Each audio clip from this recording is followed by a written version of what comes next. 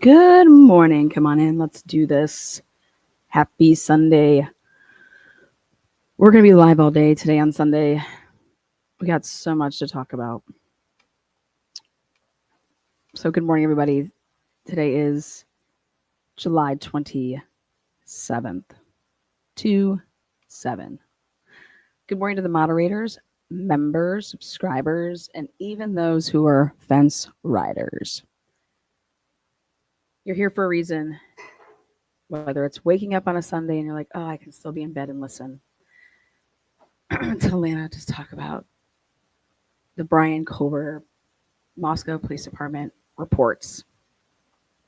We're also going to go back and forth between the law enforcement interviews with MSM that happened.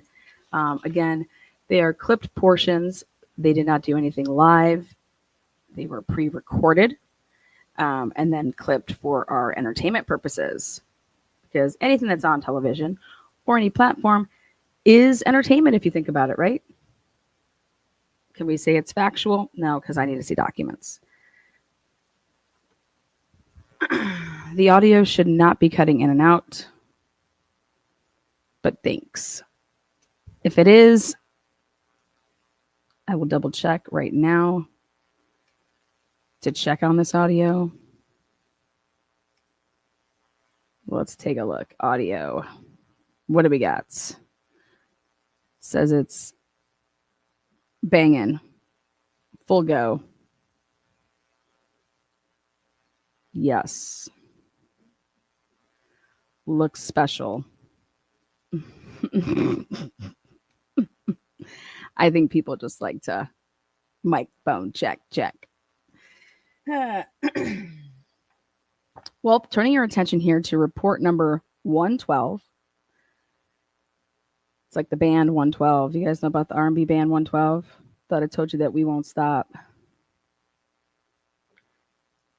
This is a report written up by Dustin Blaker on January 11th for a November 14th interview. You know how crazy that is? Yeah. Here we go. This person that was interviewed was one of the girls, KF, from the night of November 13th, who Bethany and Dylan were with. And I want you to hear how this girl, what she talks about, and how long Bethany and Dylan are with her.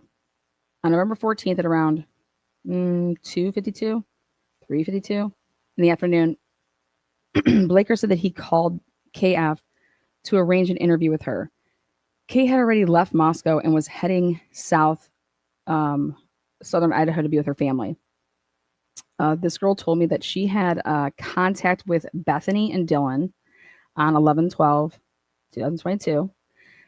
Dylan arrived at her residence at about 10:30, and Bethany arrived at her residence at around 11:30. This girl lives at blank Taylor Avenue, like where those little apartments are, the whites, I would think, are right in front of them. Bethany and Dylan were at her residence for 2 to 3 hours. This girl stated that she walked them past the whites sometime before 2 a.m., but she could not positively tell me that. Remember, Bethany and Dylan are saying that Dylan was home about, 12:30, and that Bethany was in there at 1. So she's saying that it was before 2, but she couldn't be sure. This girl stated that she stayed on Taylor, and then they kept walking west on Taylor towards King.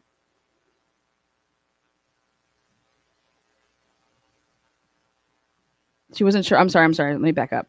This girl stated that she stayed on Taylor, and then they kept walking west on Taylor toward King.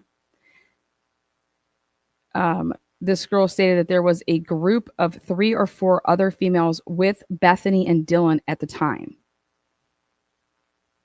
Now, this is all mumble jumbled, so I'm going to break this all down how I see it. But I'm just like, this is Dustin Blaker. It's a very important interview because you're trying to corroborate everything that Bethany and Dylan have said, right? So let me get out my handy dandy pen here. Handy dandy. All right.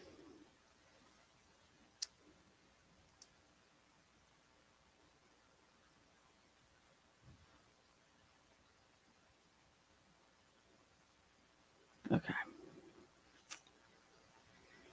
This girl KF stated she walked them past the whites sometime before 2 o'clock in the morning, but she could not positively tell me. Kay stated she stayed on Taylor and then turned around, and she was not sure what route they took home for sure, but felt they kept walking west on Taylor toward King. Okay, so we're gonna go like this. I'm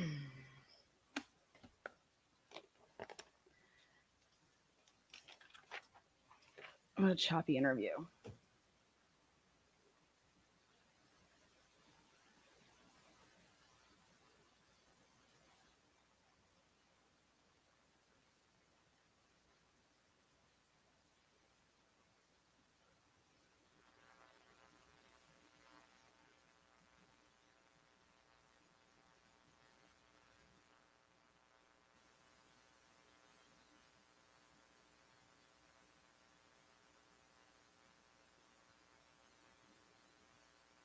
I'm just orienting us if you guys are looking at the screen.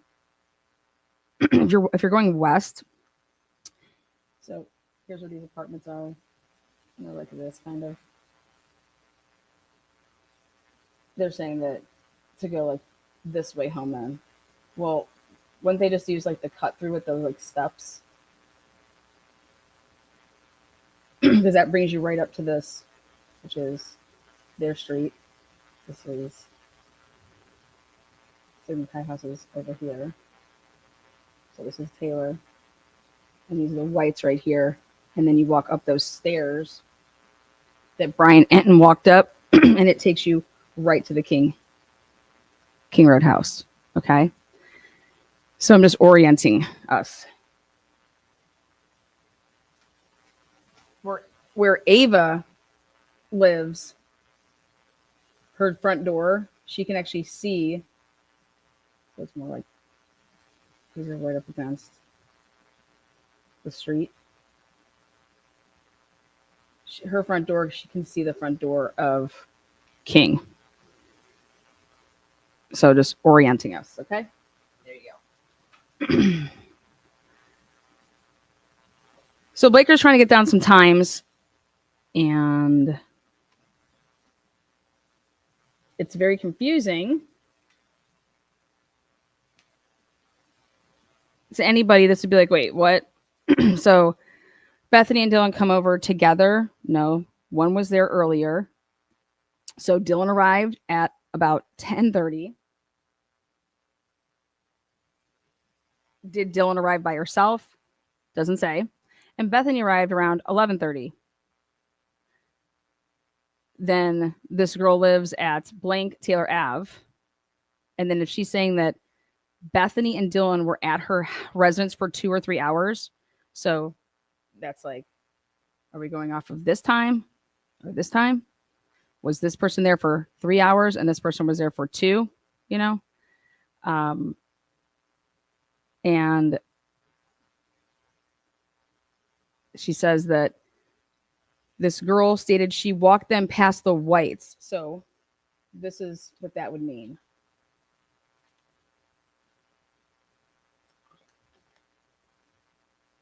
Another diagram.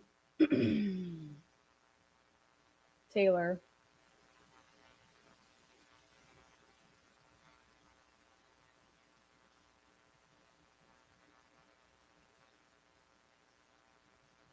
If you're going to walk them past something, okay. But she was saying that she had to walk them past, and that's when you're going west like this. walk them. So if she's like a little down here or wherever she lives, and then if you have to walk past the whites, so you're walking like this, and then if she walked them past, and then she, okay, guys, I'm like, I'm gonna go back to my apartment, or I'm stopping because you're.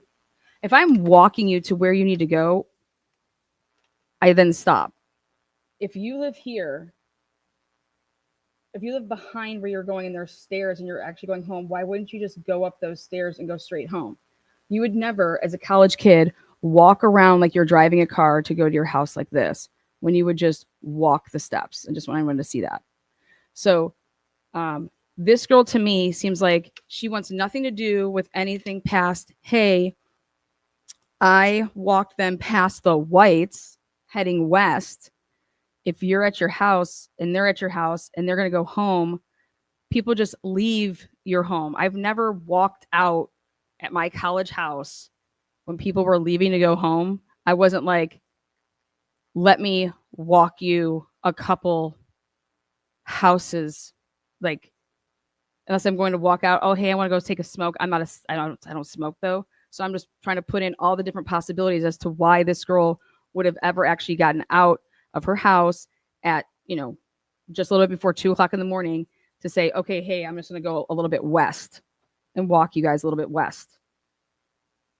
But when she says that she walks past the whites, that tells me that her house isn't technically part of the whites. And so I believe it's like right on the skirt of it. And so I'm just breaking it down for everybody to understand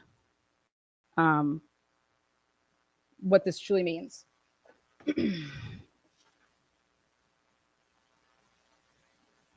So this girl's house, she lived at blank Taylor Ave. Bethany and Dylan were at her residence for 2 or 3 hours. This girl stated she walked them past the whites sometime before 2. And it's like, how do you know that? And why did you walk them past the whites? Then you just decided to turn around and go home. Really strange. This girl stated that she stayed on Taylor. So like she stayed on Taylor and then turned around, and she was not sure what route they took home for sure, but felt they kept walking west on Taylor toward King. Now what that would mean is this is King walking west on Taylor is this way. And then she's trying to say that then they would have come up King. Here's your little blue dumpster. Then like this, then onto Queen, and then to their house like this. And what I'm trying to tell you guys is unless her house is right here, but then I said to myself, wait, that can't be, because if they would have had to walk past the whites, you have to be on this side to walk past the whites. So I was able to eliminate that as being where this girl lived. She has to be east of the whites, which are in here. And there's those steps, like I said, that walk all the way up right to their house that those steps that Brian Enton took, trying to just organize and get everybody geographically correct if you've been following the case a lot. And so she's like, I have no idea what happened after I walked them past the whites sometime before 2. And then it's just like really strange here. And now maybe I want everybody to also understand this. This girl could have been so clear as day to Blaker, but he just, when he wrote up his report, this is how it came out, because he wrote it up in January, 2 months after interviewing this girl, right? And he had to interview her on the phone, which means, did you have your body-worn camera on? Did you have your dash cam on? Where was this interview? Was it recorded? Because if it wasn't recorded and this is all just by his notes. So I want everybody to understand that when I ever go through police reports, these are not the words of who's ever being interviewed. These are the words of police officers, and reports are hearsay. That's why they're not they just aren't entered into evidence. I mean, not like at a trial. So this girl stated that she walked them past the whites sometime before 2, but she could not positively tell me, like, the time is what I'm guessing. Not that she couldn't positively tell me that she walked them past the whites.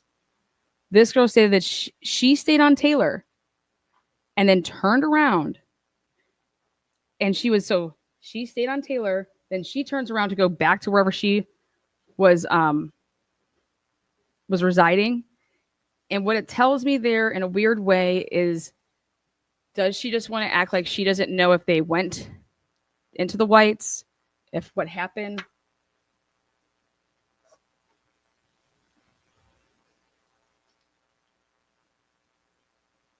She doesn't know. Or she doesn't want to act like she knows. She just wants nothing to do with it. Like, I turned around, so I have no idea where they went. Keep me out of this. Does that make sense? Okay, good.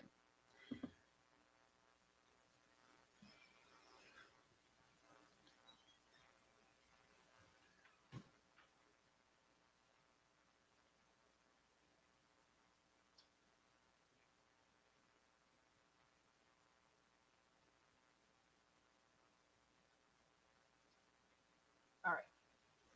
This is where the bombshell comes in this little report. Bethany said that Dylan left first, okay, went home and was with that L person's name, all right? So this girl's giving us to say, okay, they were all together before that separation, okay? So what that would mean is that when they either walked past the whites, Bethany went into somebody's apartment that's considered in the whites, right? And Dylan and this person either, went on home and Bethany went somewhere else. But there is no way, in order for Bethany and Dylan's stories to be accurate, there is no way that when leaving this girl that they could have went straight home, because they would have been arriving home together. So there has to be another stop. Whether it's with both of the girls, Dylan and Bethany, going to another house, right? Because we're breaking this down. Or one of the girls, which would have to be the person that got home second, she stops somewhere, but Dylan and the other girl, continue to go on home.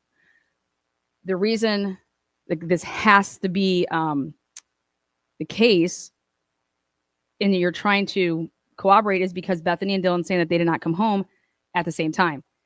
This puts them, Bethany and Dylan, together. They come staggered to this girl's house, right? One comes at 10:30, one comes at 11:30, and they stay for about 2 or 3 hours. And then this girl walks them, Bethany and Dylan, past the whites, and then she turns around and she couldn't say where they went, which path they went home. Okay. Well, if those two are together, Bethany and Dylan, according to this girl, that means something else then has to happen after this to separate them, to make it so that they come home staggered. Remember? Dylan gets home before Bethany. When Bethany gets there, Dylan and that other girl are there, and then they all watch Vampire Diaries. And then that girl ends up leaving after a little bit. And then when that girl ends up leaving, Dylan goes to her room. And this all happens, you guys, before Kaylee and Maddie come home. So I want to break down this timeline. Okay. In order for this to be accurate, 10:30, 11:30, and they stay for 2 or 3 hours. So for easy math, we're going to go ahead and split it down the middle. And we're going to say 2.5 hours, since she's saying 2 or 3 hours. And we're going to go from in the middle, 11. So you add 2.5 hours from 11, and you're at 1:30.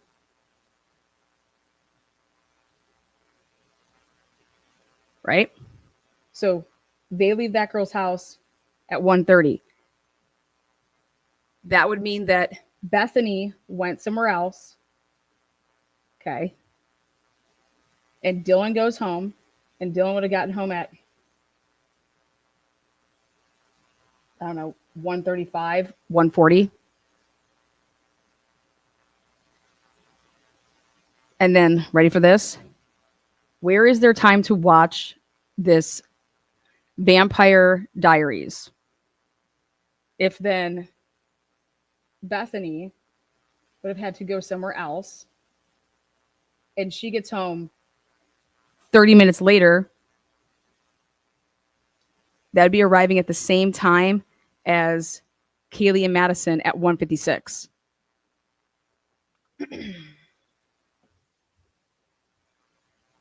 Also, remember when Bethany says we have so and so left at 1:22. See, when you look at all these timestamps, how Bethany's remembering the day or that night is she's looking at her phone. Remember, I said, I was like, how does Bethany know when so and so left? Like, how would you know that when somebody left your house like exactly on the dot? I could understand if somebody was coming to pick you up and you have a text message from someone that's saying, hey, I'm outside, I'm here. You know, this is the time that they said I'm here. So, and then I just, ran out the house, got in the car, and we left. Maddie and Kaylee get home at 1:56. So, in order for Bethany and Dylan to be separated after being at this girl's house, one of them would have had to go somewhere else, right? And Dylan and the girl that she was with have to go directly home. But in order to like them be sitting down, watching Vampire Diaries, get it all going, there's just no way that happened. There's just no way that this happened at 12:30 or 1, and then based on this girl's interview, based on Blaker's words of this girl's interview. Like Bethany and Dylan couldn't have been over for that long. It has to all be like shorter time. There's like no time for these events.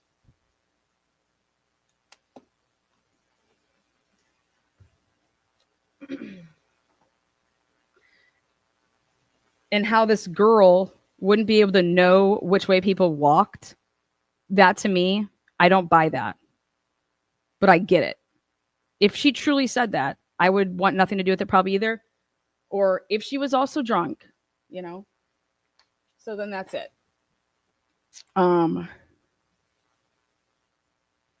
But this girl stated there was a group of 3 or 4 other females with Bethany and Dylan at the time. This girl did state she was drunk at the time and she could not recall all the events and everyone who was present with the group. There you go.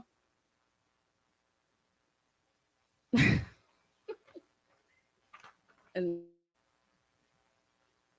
well, wouldn't she say, is there anything that's going to be on your phone? You guys all text each other. You guys Snapchat each other. Is there anything that you could look at your phone to like pinpoint some of this shit down, Moving on to the one name that I want to talk about highly today is Eric, E.G. On November 14th at around 5:10, I contacted, and who is this? Dustin Blaker. He wrote this report on January 11th, 2023. On November 14th at around 5:10, I contacted E.G. in the front lobby of the police department. I contacted him. What does that mean? He had contacted Moscow Police Department earlier in the day and stated he is a local Uber driver and he had given Kaylee and Maddie a ride home on 11/13 from the downtown area. G had been in the Spokane Coeur d'Alene area when he contacted us and stated he would not be back until 5 o'clock.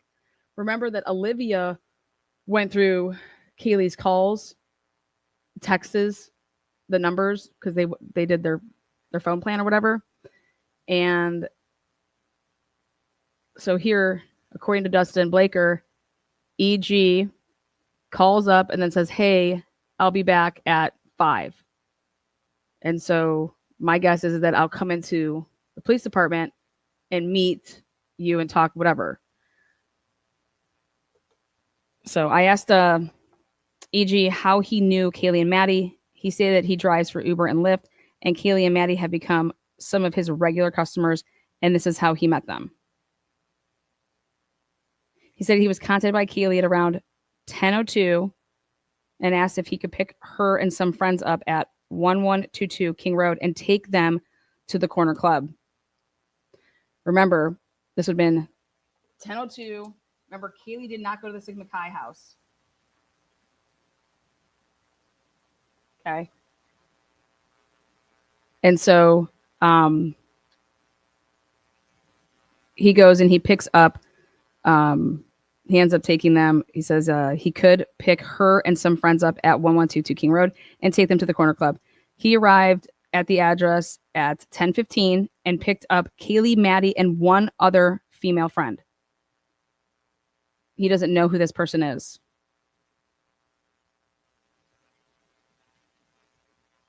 EG stated at 1:45 on 11/13/2022, he was contacted by Kaylee again and asked if he could pick her up and some friends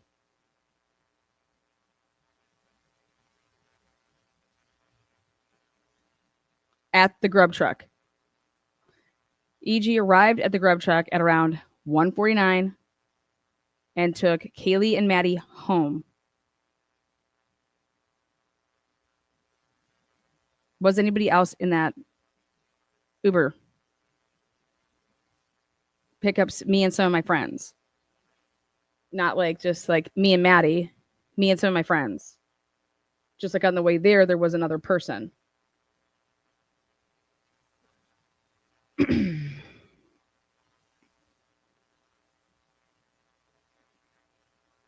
He said it was a 3 to 4 minute drive from the grub truck to 1122 King Road. Now let's talk about the video. Walking down to go from, according to Jack Showalter's phone conversation, which we're going to cross-reference it.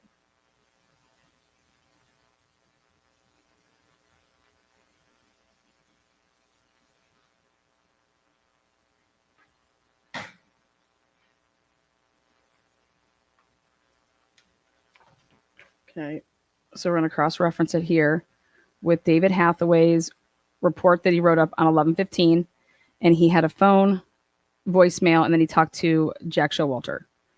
So on 11/14 at about 10:42, dispatch advised me that they were forwarding a call to my cell phone. My phone briefly started ringing, but then it suddenly stopped. For some reason, the call was forwarded to voicemail before I could answer. When the voicemail came through to my phone, I learned it was from Jack Showalter. The voicemail said, "Hey, how's it going? My name is Jack Showalter. My phone number is blank. I just wanted to make a statement to you guys because I was close friends with Maddie Mogan. I was with her at the corner club most of the night, and then after we left, we wanted to go to John's Alley. And we went to stopped at the grub truck. We wanted to go to John's Alley.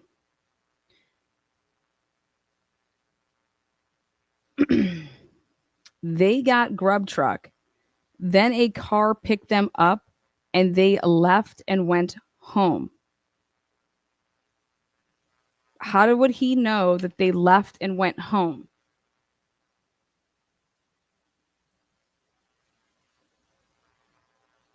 Unless Maddie, which I didn't see her with a phone at all at the grub truck, right? How would Jack Showalter know that they left and went home and not to a party? Okay. And they left, period. That's how it should be. And they left, period. I just wanted to make a statement about ... I don't know if anything is helpful, but I was just with them like for a little bit. So if I can be any help, I would like to. Give me a call. Thank you. Okay. Now, shortly after I got that voicemail, Hathaway says, Showalter called dispatch again. So I want to make sure that this is clear. He calls, leaves a voicemail. Then Hathaway doesn't like return his phone call, right? He actually calls right back. This time he was successfully transferred to my phone at about 22:46. See, like literally calls right back.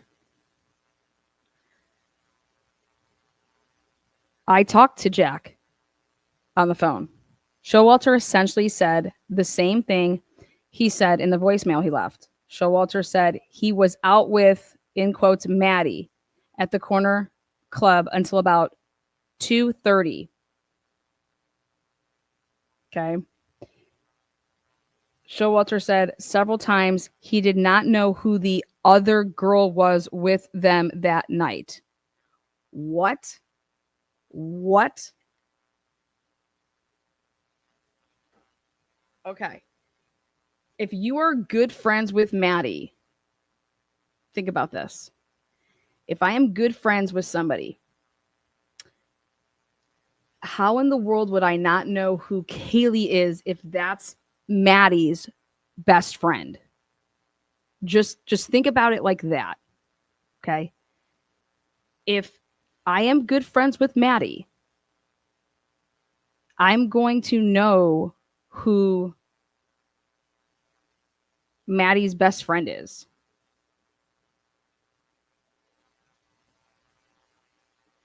Especially if she lives with her. Okay. So this statement for me was like, wait, whoa. I cannot believe that he's saying that he has, again, he knows Maddie. They were at the corner club. Now, it's interesting that he says until about 2:30.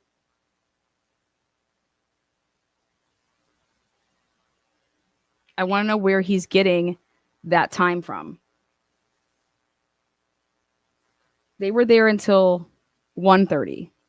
He's pushing this up an hour. Unless, or Hathaway wrote it down wrong. Showalter said several times, why is he distancing himself from Kaylee? He said several times that he did not know who the quote unquote other girl was that was with them that night. Now, does he mean the other girl as in there was 3 people that Eric Grower picked up and took to the corner club? Okay. So think about this.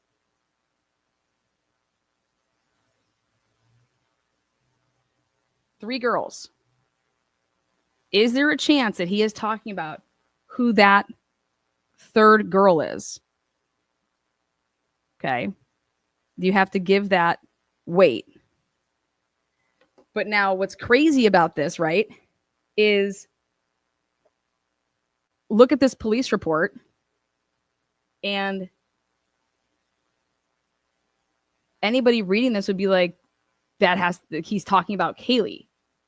But that's why I wanted to take us to this report and intervene with the whole, when you go to this police report and Kaylee's saying, Kaylee, Maddie, and there was another female that got picked up. So there was 3 people that got picked up, and they got picked up at the address. It wasn't like Kaylee and Maddie got picked up and then, oh, hey, we're just going to swing right here and grab this girl because she's going to the same spot. Okay. So right here, several times, that he did not know who the other girl was that was with them that night. Now, them is what gave me the clue that I said, I think that this is about this third chick. Okay. Now, I didn't know who was with them meaning the girls, Kaylee and Maddie. And I don't think maybe like Hathaway's just not understanding what he's saying. And is that third girl the girl that lives behind them at the noise complaint house that was calling noise complaints on them? Who was, I believe her name was Madison as well, but Moye, I don't know, because Moye puts herself there. Anyways, so Showalter said several times that he did not know who the other girl was with them. But guess what? In the video of them walking down to the grub truck, there is no other girl. It's just Kaylee, Maddie, and Jack. So then I'm thinking to myself, when did he write this up again? On 11/15, right? And he had his, I think he had his body cam and dash cam on. So he was able to listen to the conversation over and over and over to like get it right. But Jack described the girls getting into a silver sedan, and that's where I lost it. We showed you what the silver sedan is, or what he would consider silver. We showed you what cars Eric has, and it is very, his wife, if he was driving like that car, which who wouldn't, if it's going to get way better gas mileage and you're driving around, and it looks identical to a white Honda Elantra. Yeah. So, but if you ask Eric what color his vehicle was, it was like a darker color. So, a silver sedan after they got food at the grub truck. I confirmed Jack's name, date of birth, address, phone number. I also confirmed with Jack he drove to his parents' house at blank blank in Boise. I asked Showalter how long he planned to be at his, like, you didn't ask him when he drove there? I asked him how long he's planning to be at his house, and he said he was skipping the next week of classes and would remain in Boise until after Thanksgiving break. Now, if you've been following all of my segments along with this, explain to me why on November 22nd then would Jack Showalter call up maintenance, okay, and say, hey, I want you to go to my apartment and check the water quality. Yeah, right. A college kid, not at his house, won't be back until November 28th, right? He's skipping the next week of classes. Then it's Thanksgiving break, and he's not going to be back until after. Okay.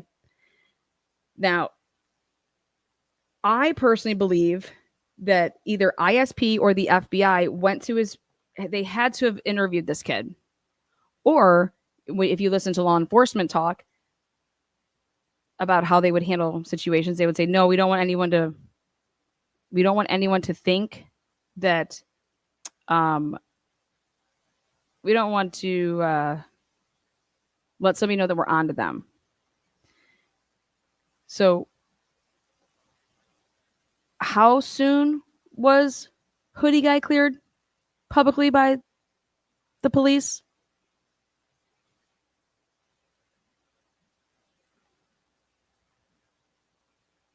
It would tell you, if you go and do a timeline, that the police basically put it out there that they don't believe that Hoodie Guy has anything to do with this.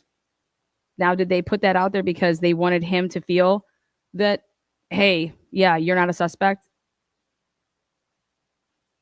You're going to put a trap on Molly's phone. You're not going to put a trap on this guy's phone? A pen, trap, and trace? Just think about this.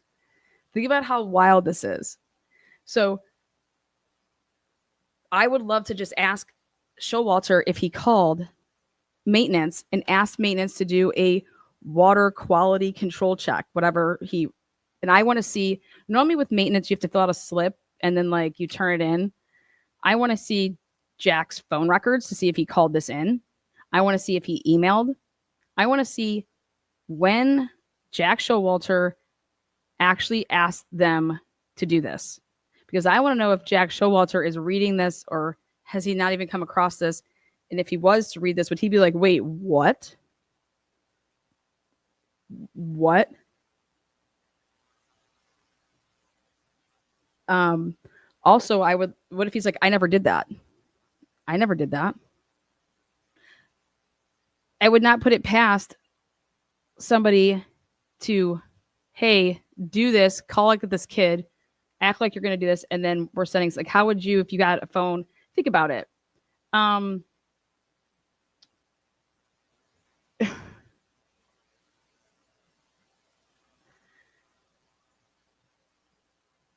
said they lived in an apartment complex. And I put in to have, hey, I live at room 1414. My water sucks. Can you come and check it out? I'm not going to be there, but you have permission to go into my apartment. Right? And then maintenance can just go, like, don't they?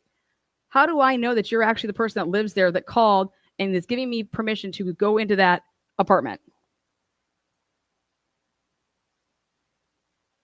How would, so just think about who we're dealing with here. Okay? Okay.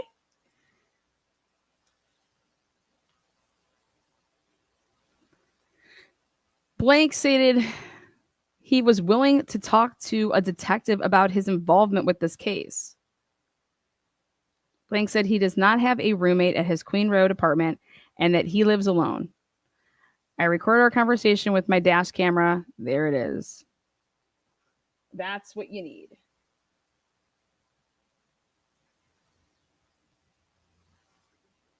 He wrote up his report and it was then reviewed by, who? Oh, Gunderson reviewed it. When did he review it? He wrote up his report at 3:28 in the morning, and then Gunderson reviewed it at 9 in the morning on Tuesday, November 15th.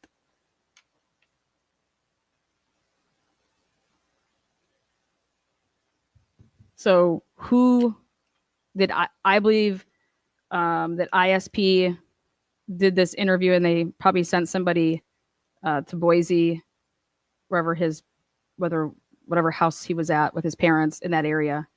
But so far I have not come across a sit down recorded interview with Homie. But there's only two explanations for this: to say that you have no idea who the other chick is are you talking about Kaylee? Also to say that he's good friends with Maddie, right? Then when it's asked by other people in that house or other people in their friend circle, these people have no idea who this guy is. Meaning Jack Showalter. Like, people don't know him. And the only thing that Bethany ever said was, think about this. Bethany was Maddie's little. Okay. Bethany didn't know him. She wasn't like, Maddie talked about him all the time. Yeah, they were good friends. They had classes together, blah, blah, blah. No. It was, I don't know him, but a guy in the other fraternity said that he has a temper and I would never want to get into a fight with him. That was what Bethany relayed.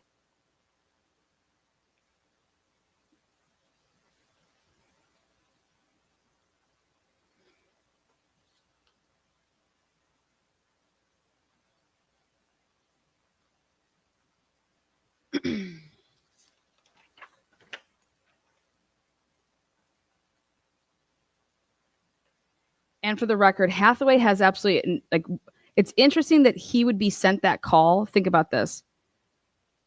If somebody's calling to say, like, hey, I was with the two girls, why would you ever send that to Hathaway? Why would you ever send that out to a guy that's out patrolling at 10 o'clock, 10:30 at night?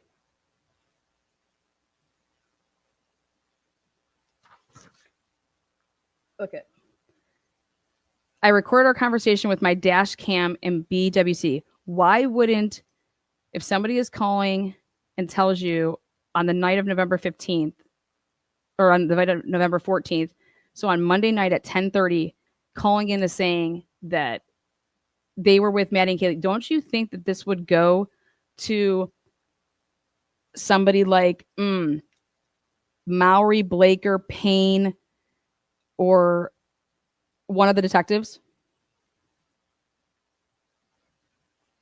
Just think about that. Okay. Now, before we go on to this, before we continue here, I'm going to give you guys an analogy. Let's say that you are the manager of a Walmart store. You're the manager of Walmart. And you have to put a schedule together to tell all of the employees at Walmart when they work. Here's the schedule that goes out. Here are the days that you're working. And this is the section that you're in. You're in footwear, you're in apparel, you're checking people out, you're, whatever, you're the stocker. All these things, right? Think about if Walmart did it like this. Think about if Walmart on the last, let's say on the 21st of the month, they had an employee meeting every single 21st of the month, and you showed up, every single employee, and they were like, okay, so for next month, here we go. The first, let's say that it's August, so we're in July, August 1st. Who wants to work on August 1st? Raise your hand. Okay. All right, you take that shift. Yep, you take that, you take that. Okay, you take this, you take that. Boom, boom, boom. And I don't write any of it down. Okay, August 2nd. Who wants to take what shifts? Raise your hand. It's a first come, first serve. Okay, then August 2nd. Okay, you can do this, you'll do that, blah, blah, blah, and I'm not writing anything down. And we go through all the days of the week, all the way till August 31st. Okay. So I just assigned all of these jobs for people to do. And here I don't write anything down of the job that I instructed you to do.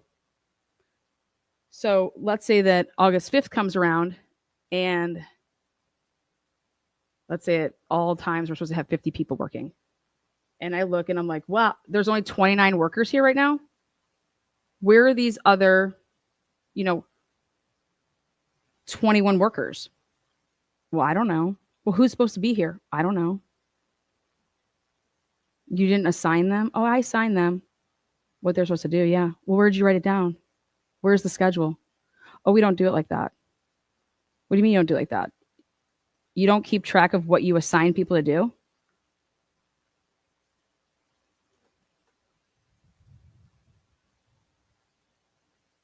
There had to be somebody in this case that was assigning duties. Like when something would come up, something would come in. There's a command center, right? Who was recording everything that somebody was supposed to do? Who was telling somebody is going to tell you, hey, Lana, I want you to go neighborhood canvas and go around and take pictures of every house that has a Ring camera. Okay. You're going to write what you told me to do, right? Down somewhere. That's actually how the Pennsylvania State Police are supposed to fill out their reports. They are supposed to be putting down who told them to do what they went and did. That's part of their police report. And they put like the time that they were instructed of it, then the time when they went and did it. It's very thorough, right? But you would think that also there would be like this master list, right, of everything that I'm telling you. If I'm calling the shots, it's my investigation. I'm in charge here. Okay. I would be keeping a track of that, right? Because then that's how I know what got done and who did it, right? So my question would be what CNNs want to do and everybody that wants to ask questions and to get these interviews with law enforcement. Checks and balances. Okay, this is a complex case. Explain to me how you run it so that nothing falls through the cracks. I don't just, like, it's one thing if I just showed up to work my regular shift, right? and I know my duties with my regular shift that I'm supposed to do. When something like this happens and there's an investigation, it completely changes all of that, right? So think about it. Hey, I'm going to have my MPD people doing the same thing that they would do normally because they know how to run our town right here, right? If you're bringing in manpower that's used to doing, homicide investigations, that's who we would want in those type of roles, right? We want to keep people where they're used to being. So if you're going to be bringing in like Idaho State Police and all these people, like, and you think that Payne's over here, who's never ran an investigation, is saying, okay, we're going to start just assigning people to go do stuff.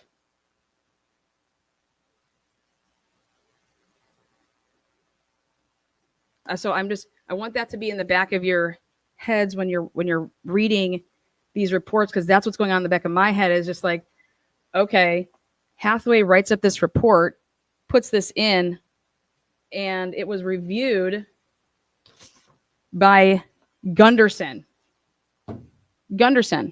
Not reviewed by a detective, but reviewed by Gunderson.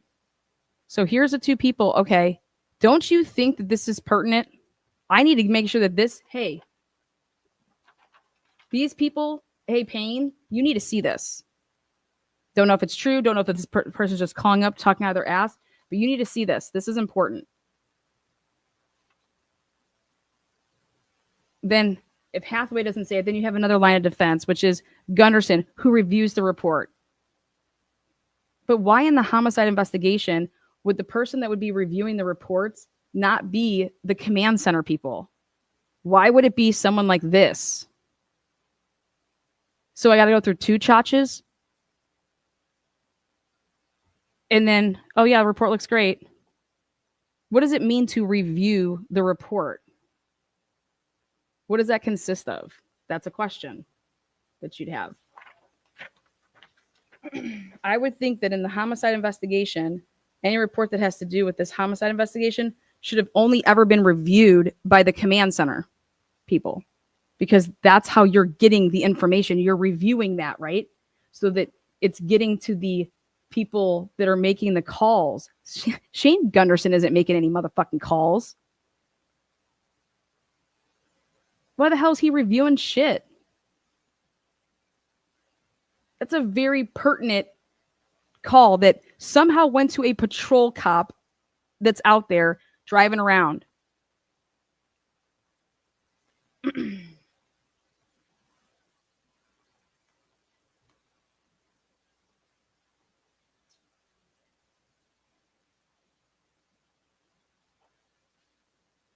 The only thing I will say about this report here is when they talk to Eric now, going back to report, is it 113? The thing that bothers me about this, and it should bother everybody, is no mention of Dylan's text. After which would have been, tell me he knows that Dylan lives there and is a roommate of those girls. Because he does not say, oh, I guess something else. I guess something that would be of something to mention would be, I got a text from Dylan asking me if I was still driving at 2:10.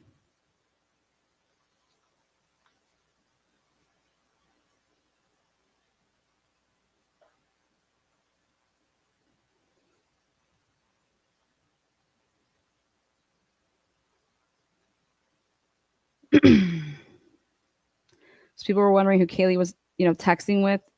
I think this is one of the people, Eric. She said, hey, we're at order 75 and they're order 78.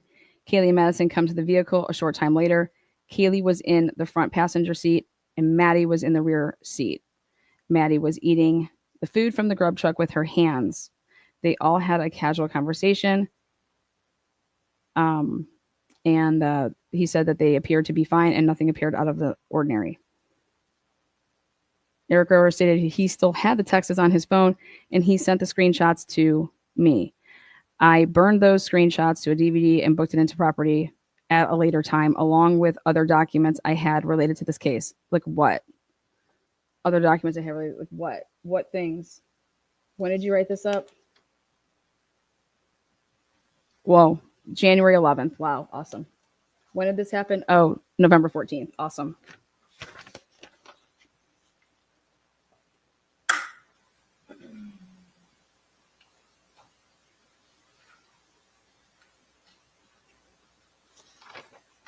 Moving on to the next report.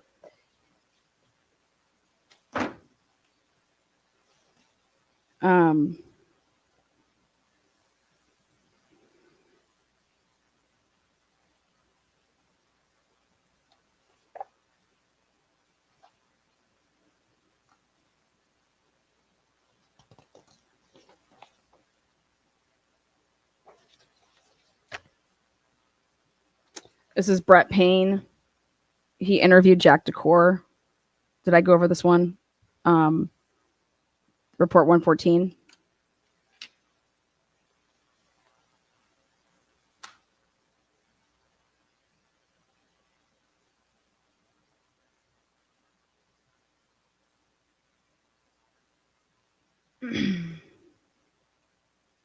This chat now.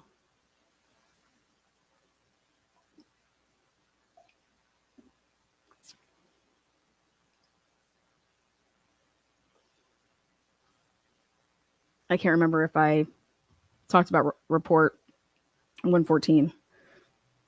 I just don't want to. I did do it. Okay, thank you. All right.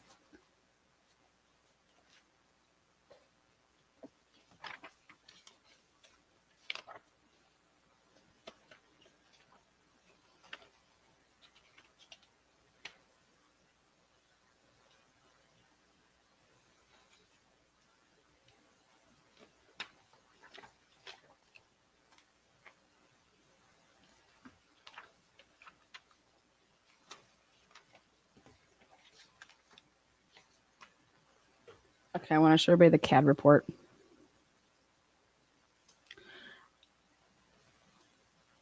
All right, so this is the radio traffic. You see where it says 11:58 and 29 seconds?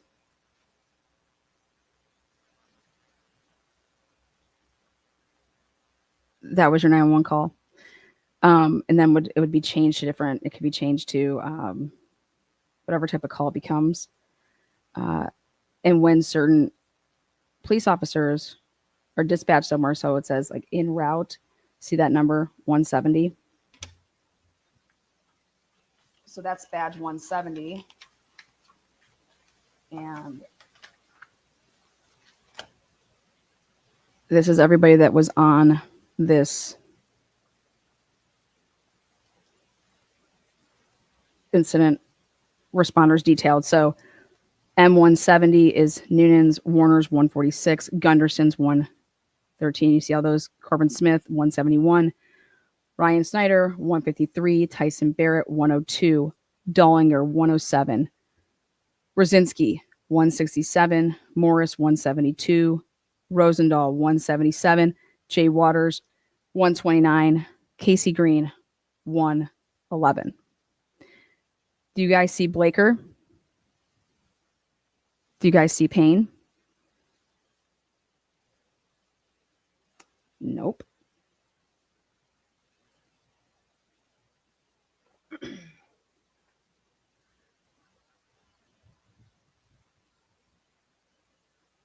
Go back to the noise complaints. They clocked in when they got there, Dustin Blaker. Who didn't? Who was I showing you a repeat pattern of somebody that does not say and use their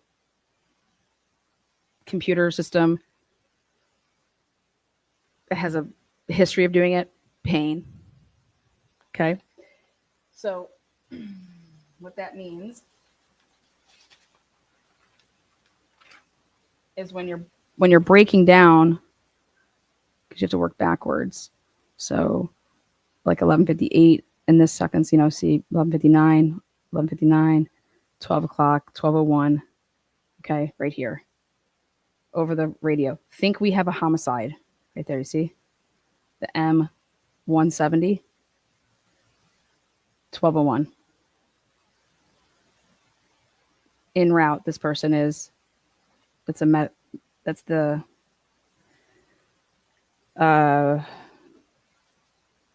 ME20 is one of your medical like EMTs. It could be, let's see, I don't think they didn't break that down on this one, so you'd have to do a different request, and you could probably get that. Who's this? Yeah, M170 says arrived. M113 en route. MF3 en route. Arrived 2 college age people. So I was going through all this, like 1201, 1204, 1206, 1207. So I was going all the way down, okay? And you can sit here and go through all of these. But what I wanted to go to was right about, show you what time frame I wanted to show you guys.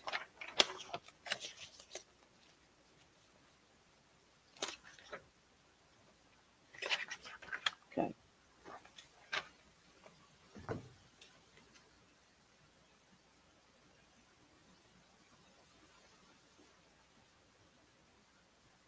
All right. Right here. They call in the plates. See, Washington, Idaho, Arizona. And then here's Kaylee's. And the reason they have to go with the VIN number is because she had the plate that was on the back was, so they went with the VIN number. And I believe that was Kaylee's. Then you have the Arizona car. You have an Idaho car. You have a Washington. And the reason that you don't have the Nevada car is because it got in a car accident. Okay. So I want to point this out, that not only on that day, if Brian Colbert is staking out that house, you'd have had the Explorer, the Wrangler, the Range Rover, Xana's, Maddie's, but no Bethany's car. So not only would the Range Rover have been like, you know, whose car is that? But what about the Explorer? I think you would have 2, unless that's just always where it was parked. But the kids use it to park over there because there was no parking over there up by Sigma Chi. So the Hunters or the Chapins used that area that was always over there to park their vehicles. And the girls were totally cool with it. But when we want to talk about someone staking out a place, you're going to be paying attention to that. So you'd be asking, hey, are these cars normally here? For somebody that's, you're trying, like, who's in that house? And so the Range Rover would be, okay, whose car is that? And the question would be was the Explorer and the Jeep normally parked there? Would that be something not new? Anyways, moving on. Right here. Count, male, gray shirt, and advised group is outside. Call in Blaker's team. See that? Over here to the right. Then you see up here, Xana's name goes through at an identified 232. This is when, why is that name being said over the radio? I mean, these are all things that you would ask. Like, you'd ask a bunch of questions as to what was going on at this point. Everything that they've been telling us, when people would arrive and to be walking through the house. Okay. This person arrived on scene. 170. This would be at 233 down here. Then you're saying, so back to back, all these names right here. The 4 victims are being said over the radio by M170. Then M167 arrived at 252 at 3 o'clock. Jack DeCord, is that when he walked over? I don't know, because that's JD. That's, I don't know, 50384. I mean, again, you'd have to ask them what this is about. Someone saying that arrived, transferred, en route, arrived, King. This is all the stuff that's going over the radio. And I was looking at all the different times. So now we're into like 4:33. Name AM. First name starts with an A. Last name starts with an M. Plate number. ID. Or Idaho. That was at 5:58.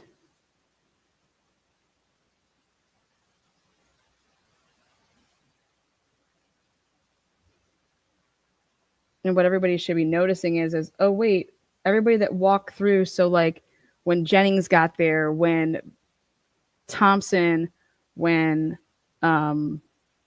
Blaker, Payne, you guys notice how like none of that's there?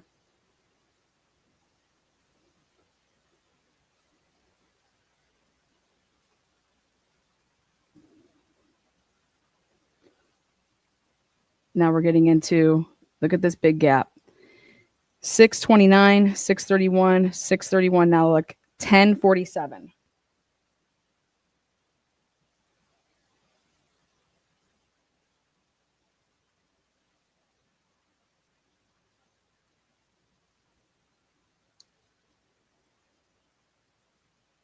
Assigned as responsible.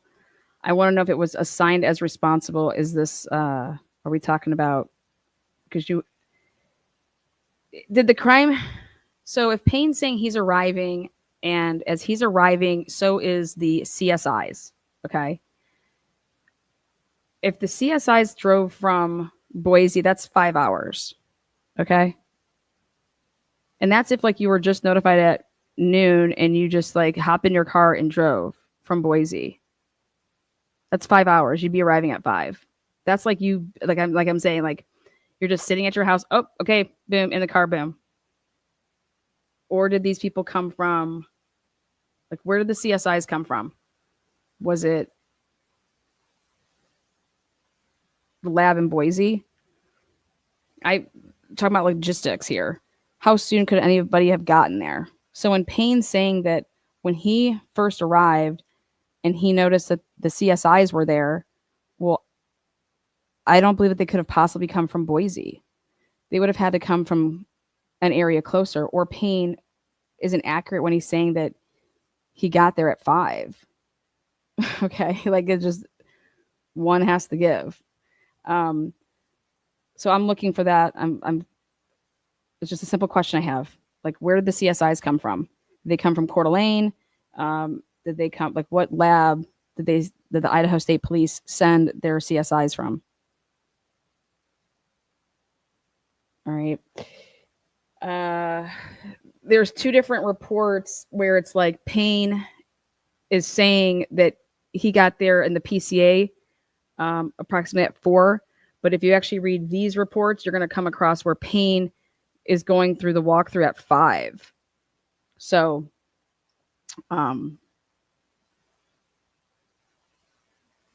yeah, Miss Potts, but that's from the PCA, and I'm not giving that any weight. The PCA is out. The PCA is off the table for me when talking about this case. Now that we have all the reports, we can make our own PCA. So for me, the PCA is off the table to talk about. And if you actually go based off of the reports in the initial walkthroughs in the beginning,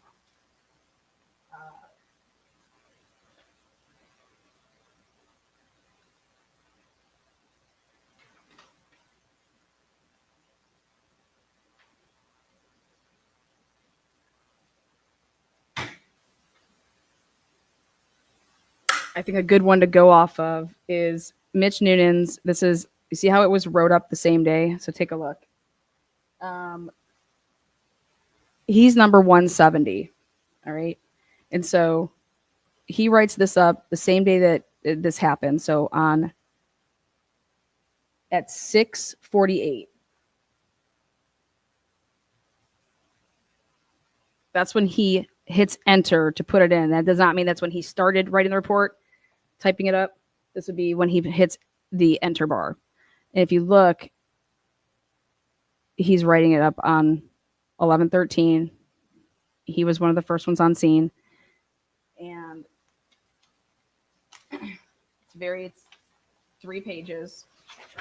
And we'll get to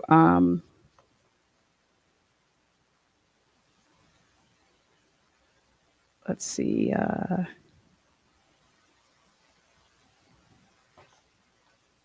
Let's look back at this.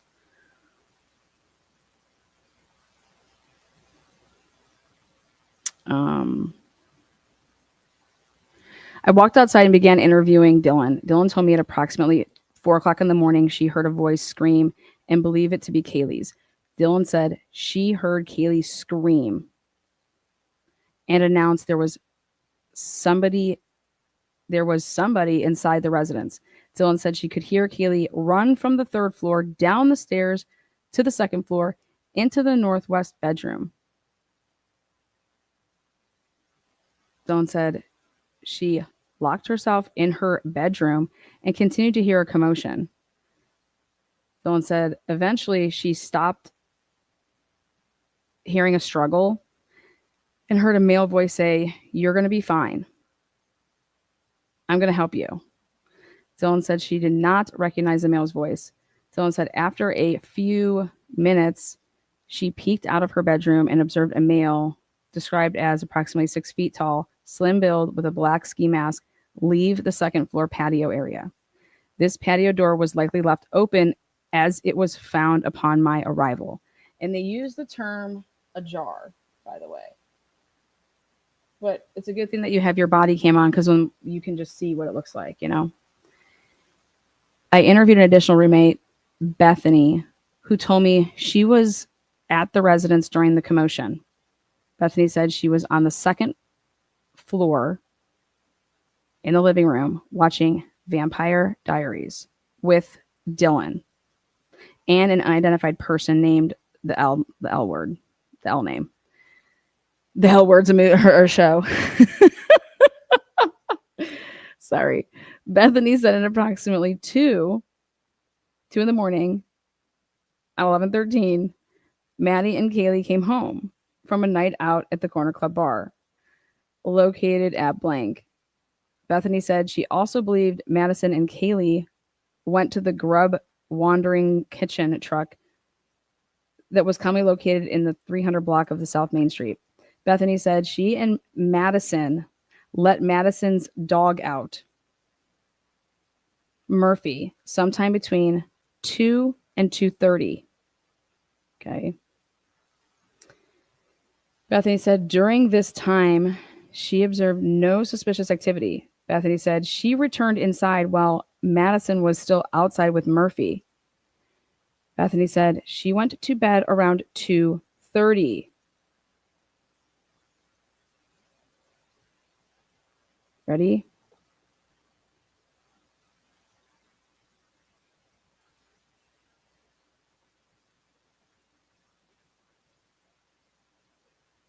$2:53 based off of phone records. That is not in this report. Madison called Bethany at 2:53 and they talked for 2 minutes. Okay. At 2:53. So somebody that would have been looking at their phone would have known that. All right. She's saying that she went to bed at 2:30. But that sometime between 2 and 2:30 is when they took the dog out. But also remember it's going to evolve that they were upstairs at some point, right? So, but going on with, like, I love the initial stuff because the initial stuff that gets, you know, what you're saying. Right here, where was I? Okay. Bedtime after 2:30. She asked if she, okay, right here. Bethany said she went to bed around 2:30.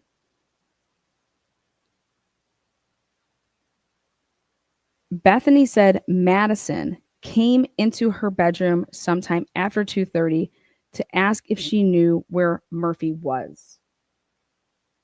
Okay, now hold on. Right here, she locks her door. Bethany stated that she locks her door. So if she goes down into her bedroom to go to bed, she locks her door when she goes to bed, and therefore Madison would not be able to just go downstairs or come from around, being if she was outside looking for Murphy, then come through the front door and just walk into Madison's or Bethany's room because it'd be locked. All right. So you have to break it all down. And so for me, it would be like, okay, Bethany would have had to get up out of bed to unlock the door to let Madison even in.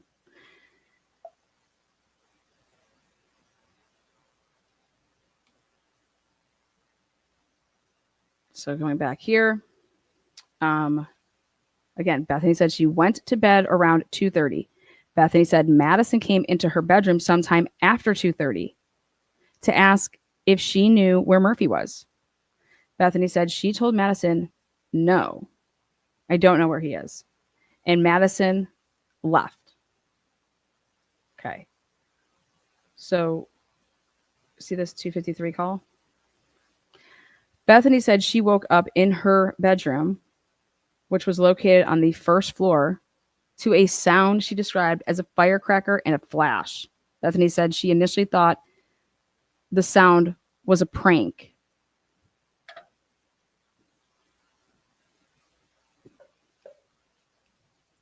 Why isn't Bethany recalling the fact that Madison called her? Or is she mistaken that Maddie called her to say, "Hey, do you know where Murphy is?"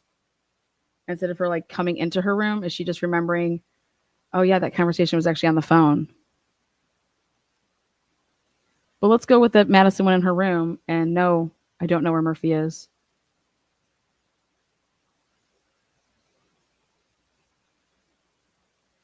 Then that means the 2:53 call is for some other reason.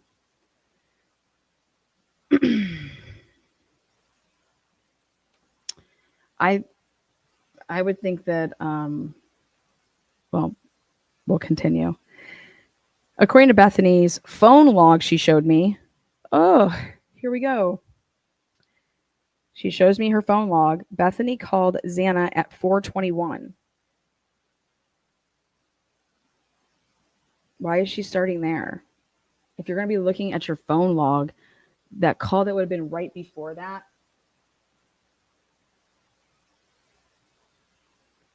would have been at 2:53, right? And guess what's before 4:21? 4:19. Why isn't she showing the 4:19 call? According to Bethany's phone log she showed me, Bethany called Xana at 4:21 hours, Ethan at 4:22 hours, Madison at 4:22 hours, Madison again at 4:30 hours, and then Kaylee at 4:31 hours. Bethany said she never received an answer on each call. Why doesn't Bethany say that why isn't she showing her any, or maybe Noonan's is just not writing it down? Why wouldn't there be any calls being seen to Dylan or from Dylan?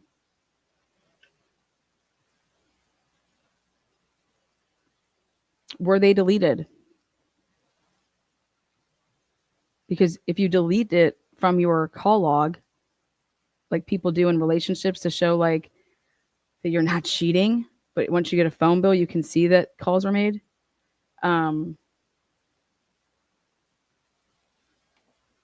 Like those would have been just right there in the path. And you'd been saying, like, look at this is when Dylan called me to say whatever, or this is when I called Dylan. I actually called Dylan first. She actually answered. Yeah, and then I tried calling these other people, right? And you know what? Bethany could have said all of that. And then this is how he wrote it up. But seeing that he wrote up his report on November 13th, I think that's powerful. Initially, I was told Kaylee was likely located on the second floor bedroom with Ethan. Who told you that initially? Think about it. Initially, I was told Kaylee was likely located on the second floor bedroom with Ethan. After comparing Dylan's initial statement with other investigation officers' observations, it appeared to actually be Xana that was located on the floor of that bedroom, and Kaylee was one of the other females located in the third floor room.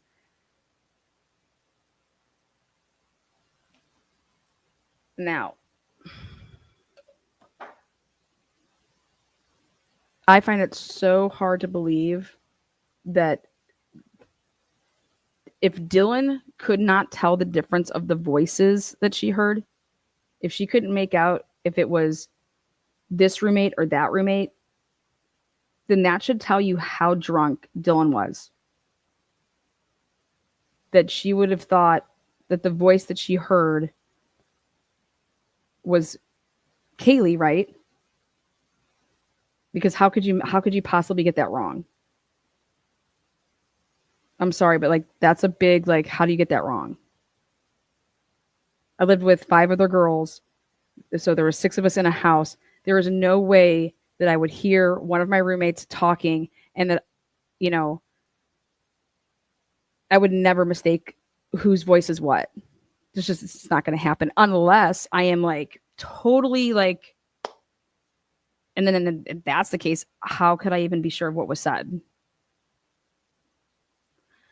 Now, after hearing all the news about how Kaylee was compared to everybody else, right? If she heard, hold on one second.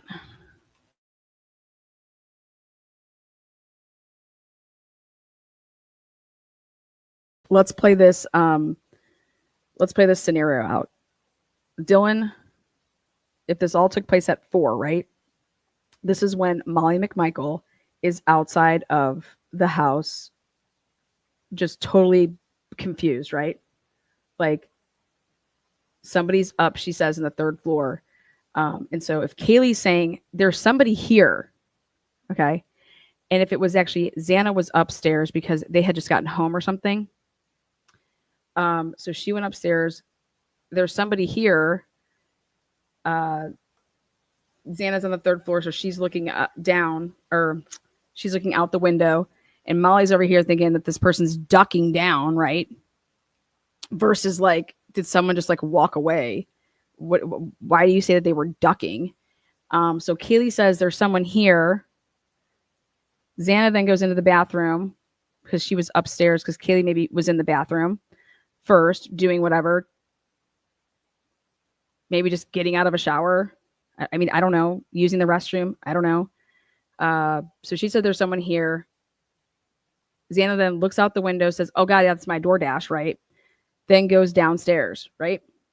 And so she hears Kaylee's voice saying there's somebody here. And then Xana goes downstairs to then go get her DoorDash, right? Could that be possible? Right? Because they're saying this is happening at 4. If she truly like, oh, I woke up at 4.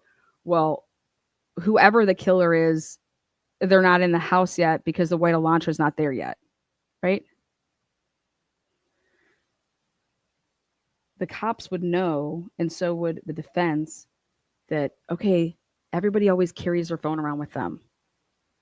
So what type of movement is on these phones?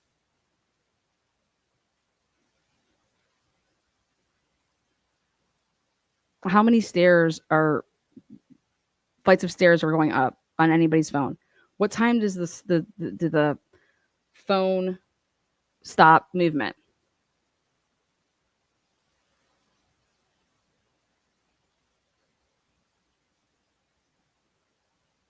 But to possibly confuse Kaylee's voice with, remember, Murphy's missing. Remember, the dog is missing, okay, supposedly. And so here, Dylan's over here saying, I thought I heard, then Kaylee comes running down, but then she goes back up and she's bringing Murphy up with her, right? She's just convoluting all these different things as in one situation where this was actually stuff that was happening over a period of time. Think about if Xana comes home and actually finds the dog outside and is carrying the dog in, bringing the dog upstairs, okay? But why would you be carrying Murphy? Murphy is a pretty big, why wouldn't Murphy just be, and the only thing I thought about was, oh, the reason that you would be carrying Murphy is if Murphy was outside, so you had to like get Murphy, so okay, pick up the dog, holding the dog. But once you got inside, then I would think that you'd be letting the dog go. And you close the door, right? And so I'm like, okay, well, that But here in this big scheme of things, it's like, wait a second. The one thing that's missing from every single person's interview is, where's Ethan and Xana? What time do they get home?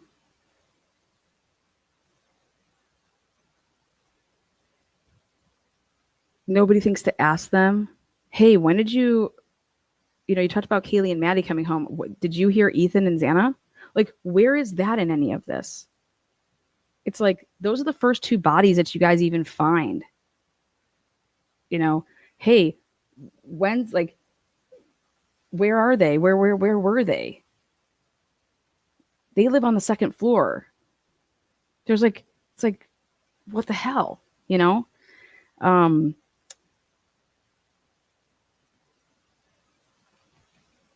and remember when Bethany says that that Xana was wearing all black? Xana was dressed in all black. Remember that? Well, now that we see the reports, Xana was wearing a thong and a gray long sleeve t-shirt, or like a regular, like not a hoodie type, but just a gray, whether it's like a crew collar shirt, t-shirt, or not t-shirt, but sweatshirt. She had no pants on and nothing was black. She wasn't black on black. Okay. So when Bethany is saying, well, Xana was wearing all black, or is that in a response to just say, you're telling me that Xana was wearing all black, or I'm telling you, well, Xana was wearing all black, and she's like, no, remember no, it was like a mask type, like mask, like, well,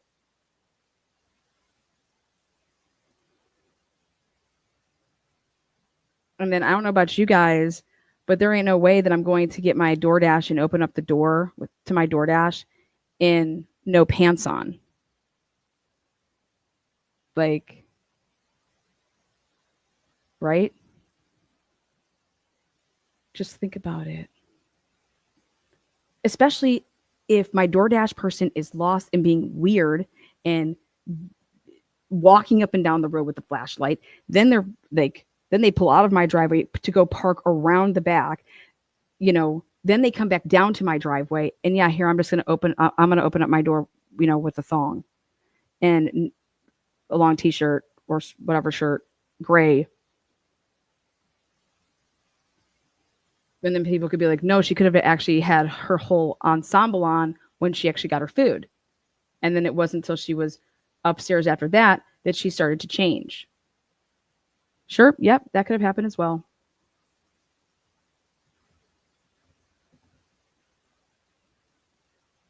But people going up and down the stairs after Molly McMichael saying that somebody was ducking and coming back out and ducking and coming like out of the window, it's like people would Dylan would have heard, are you sure that you're talking about the stairs that are going upstairs? Or could you have also been talking about the stairs that are going down to go get the food? Because at 4 a.m., that's what that would have been. At 4. That's getting the DoorDash. That's getting the food on the bottom level. So you would run down the stairs, then you would run back up the stairs after you got your DoorDash. But if you were all the way on the top level, you'd have to come. Well, at one point, you would have ran up the stairs to get to the third level, then down the stairs to come back down to the second level, and then down the stairs again to go back to the first level, to then open up the door to get the DoorDash. So there's hella steps and floors that somebody would be running around on. But either way you slice and dice this, at 4, that was horrible language. At 4 o'clock in the morning, you could not be woken up to any screaming, anything, because the killer who you've labeled the killer is not in that house until 4:10. But at 4 o'clock, the person that was up at the door dropping off the DoorDash, like, that's that person. So it seems to me, and then also Dylan's saving a contact in her phone at 3:51, right?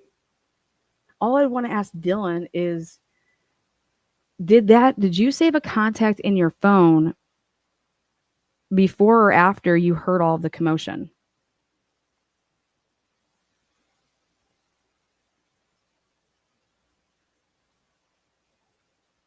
What if Dylan said, "Oh, I did that after"? Wouldn't that just blow it all up?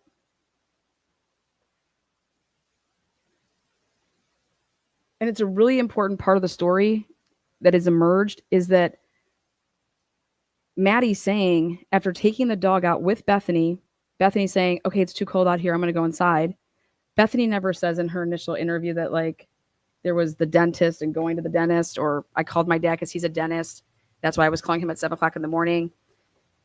You know, the dog being supposedly lost is a very important part of the story, like immensely important part of the story.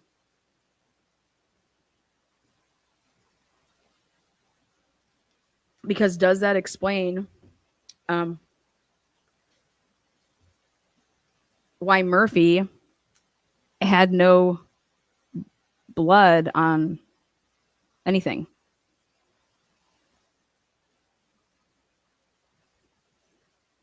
Where I just find it really hard to believe that if I said that my dog was missing and I came down to my roommate's room and I said that my roommate would just be like, "Oh no, I don't have the dog, and no, I don't know where the dog is." And if I see that you're just completely smashed, either like I can't believe I wouldn't be like, "Oh my gosh, what? The dog? You don't know that?" I can't believe that I wouldn't get out of my bed and go help. And instead, I'm going to put on Baby Daddy, okay, at 2:30 and just start watching Baby Daddy until I decide to turn that off and go to sleep. I just can't imagine that that would be what I would choose to do versus helping my roommate find, you know, basically our family pet. Like that to me doesn't make any sense. But so, especially if I thought my roommate was completely hammered. Um, so if Bethany's going to whip out the phone to say, "Hey, according to Bethany, here's her phone log. She showed me it."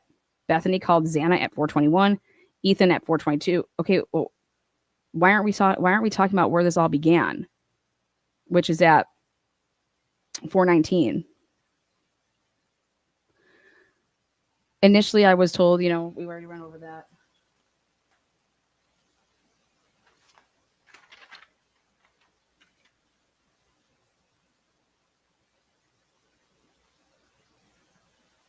Okay, so I was originally assigned to identify all of the people in the area. However, I was reassigned by Sergeant Gunderson to begin the search warrant application. That's really important right there. Gunderson calling the shots.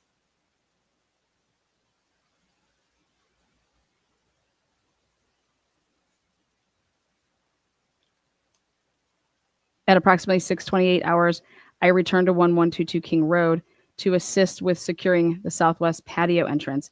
I took responsibility from Officer Warner in documenting who entered and exited the residence. I provided this documentation on a notepad and maintained the log until I was relieved. Here it is. At 15:17, that's going to be military time. So 3:17, at 3:20, at 4:28. You see that? So let's take a look. At 3:17, Lanier. At 3:20, Officer Warner arrived to relieve Officer Smith. 4:28, Officer Nunes arrived to relieve Officer Warner. 5:09, Sergeant Gunderson entered.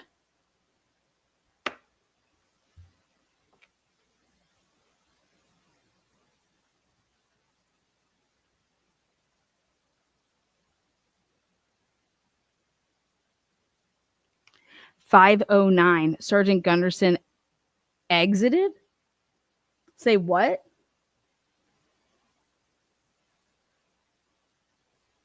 This is the southwest corner patio entry log.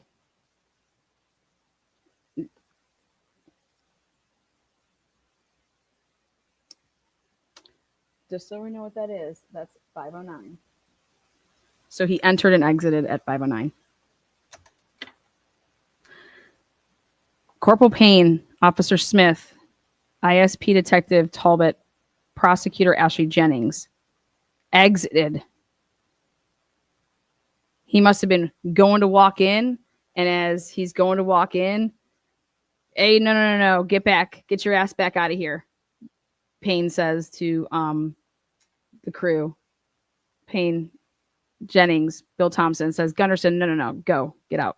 You're not coming in here. What are you doing? Get out. Right? So Payne, Officer Smith, ISP Detective Talbot, Jennings, they exited out that way. So they didn't enter that way, you see? Corporal Payne, Officer Smith, ISP Detective, Prosecutor Dasher Jennings, then they re-entered. So they walked out to take a look just for, then we're back on through. Officer Morris relieved Officer Noons at 5:48. And then at 9:15, Officer Morris relieved. Patio door was locked and sealed at 9:15.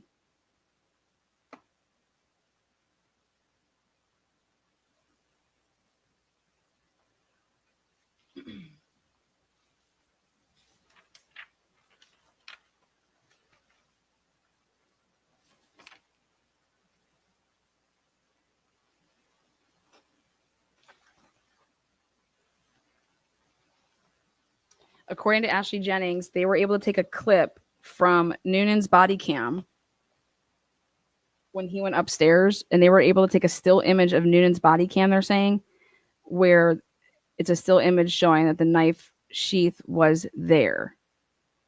That is what they're, through the documents that I've read during the case. So you guys know.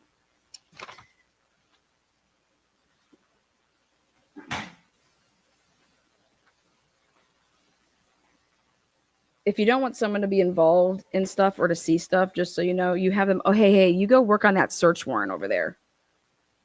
That's what I've noticed that they do, is they push people away, telling them to go look at search warrants. Or not look at them, work on them. They did the same thing to that Heidi chick with the Brent Kapaka situation.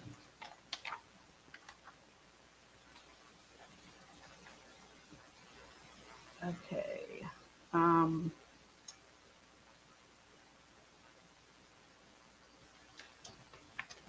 then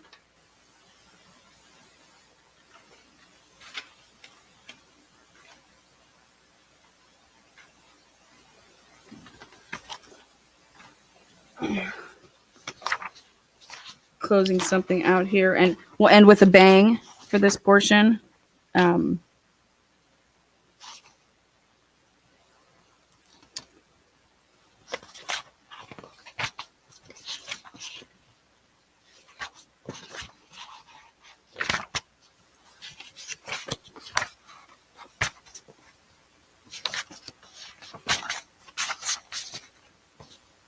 Okay.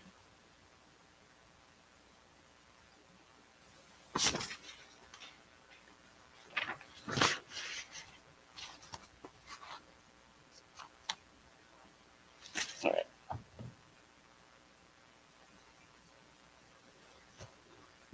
This is the beginning part of the bang. Okay. Do you guys see the date and timestamp there of this report? 1:36 at 9:03 a.m. on February 1st. Well after the arrest of Brian Koberger, right?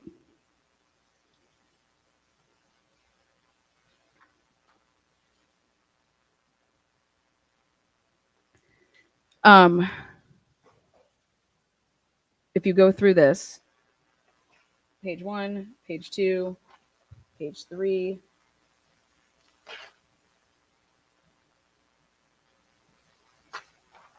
page 4, page 5, page 6, page 7, right? This is basically the probable cause affidavit. And this was written up in February of 2023. But that's where you would get a copy of this report that was not written up yet, right? But that's where you would find this report, and it breaks down this narrative of what Payne is saying he came across and people were doing, and this creates this. So I thought it was interesting that this wasn't possibly written up prior to 1223. Okay. Um, so that live living document they were working on, um, at no point was it ever put into a report until after. And so there's no way that Blaker, the first time that Blaker saw this and signed off on it was, um, what is it? Whatever the date is here. At the last page here. February 2nd. It was put in on February 1st.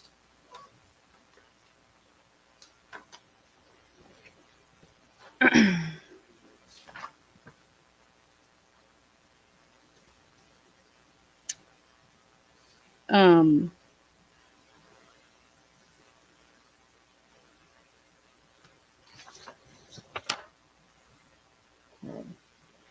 on November 25th, MPD asked area law enforcement agencies to be on the lookout for the white Honda Elantra. Based on the email, I question that. I believe that it was Idaho State Police. Otherwise, there would have been multiple people writing that out there, like sending messages out. Um,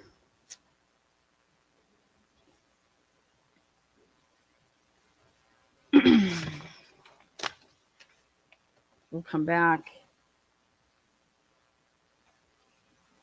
to, wait, hold on. Right here.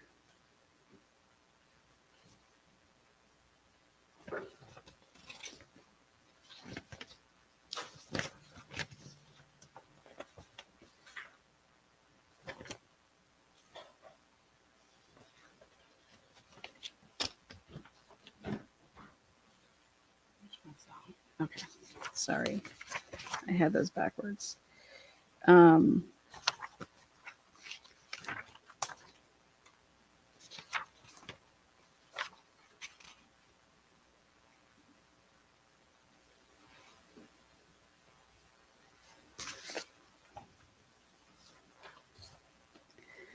This is on. This was written up by Brett Payne on February 10th. This is from on February 9th.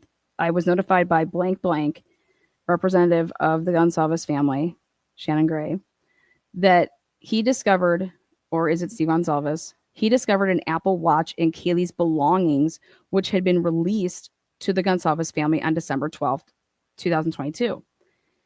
Uh, Blank stated he took a video of himself removing the watch from the box. I told um, this person MPD would take custody of the watch as it could be helpful to the investigation. This person brought the Apple Watch to me at the Moscow Police Department later on February 8th, 2023. I had blank signed the chain of custody sticker and provided him with my business card, on the back of which were instructions to send me the video of his discovery of the watch. I booked the Apple Watch into MPD evidence upon ending our conversation. I have since sent 2 email requests to, whether it's Gray, that's what I think it is, for the video of him locating the watch. Ready? As of this writing, I had not received any images or videos of Gray finding the watch. In addition, I spoke to several members of Idaho State Police and MPD who boxed up Kaylee's belongings, none of whom remember seeing the item. What?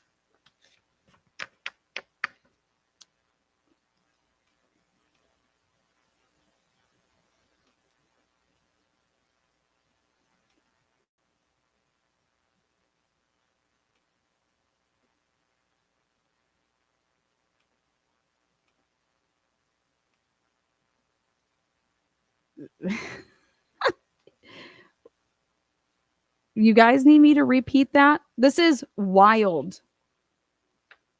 On February 9th, I was notified by the attorney for the Gonzalez family, Shannon Gray, representative of the family, that Gray, he discovered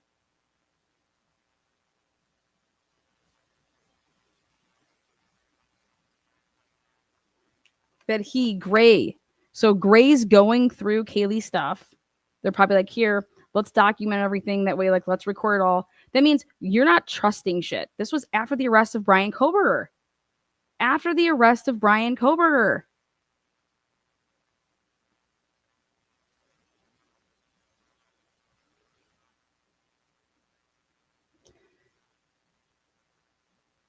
Now, this is something that I want you guys to look at. December 12th. I think it'd be really hard to go through my kids' stuff too. So could that be part of the reason that it went through earlier and notified? Okay. That Gray stated he took a video of himself removing the watch from the box. I told Gray, hey, we would like the watch and we want this video so that the chain of custody and everything. Okay. Gray brought the Apple Watch to me at the Moscow Police Department. Later on February 8th, 2023, I had Gray sign the chain of custody sticker and provide him with my business card, on the back of which were instructions to send me the video of his discovery of this watch. I booked the Apple Watch into MPD evidence upon ending our conversation. I have yet to receive this video of him finding it.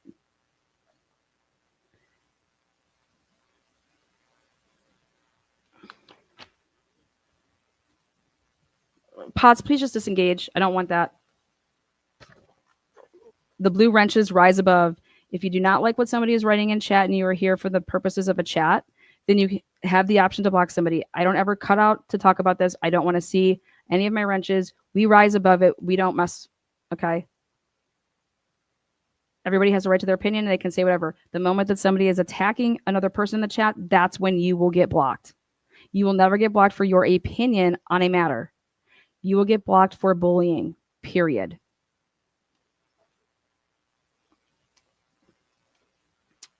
Now, moving on, since 1,500 people are here on a Sunday at 11:53 a.m., and they've been here since 10 a.m., I think there's a reason.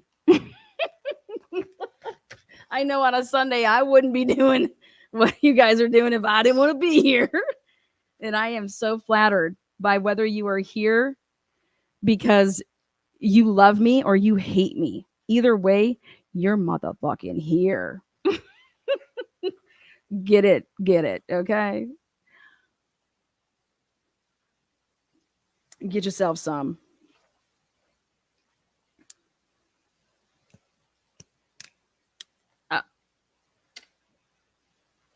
Well, Miss Potts, you have the right to kick out that account.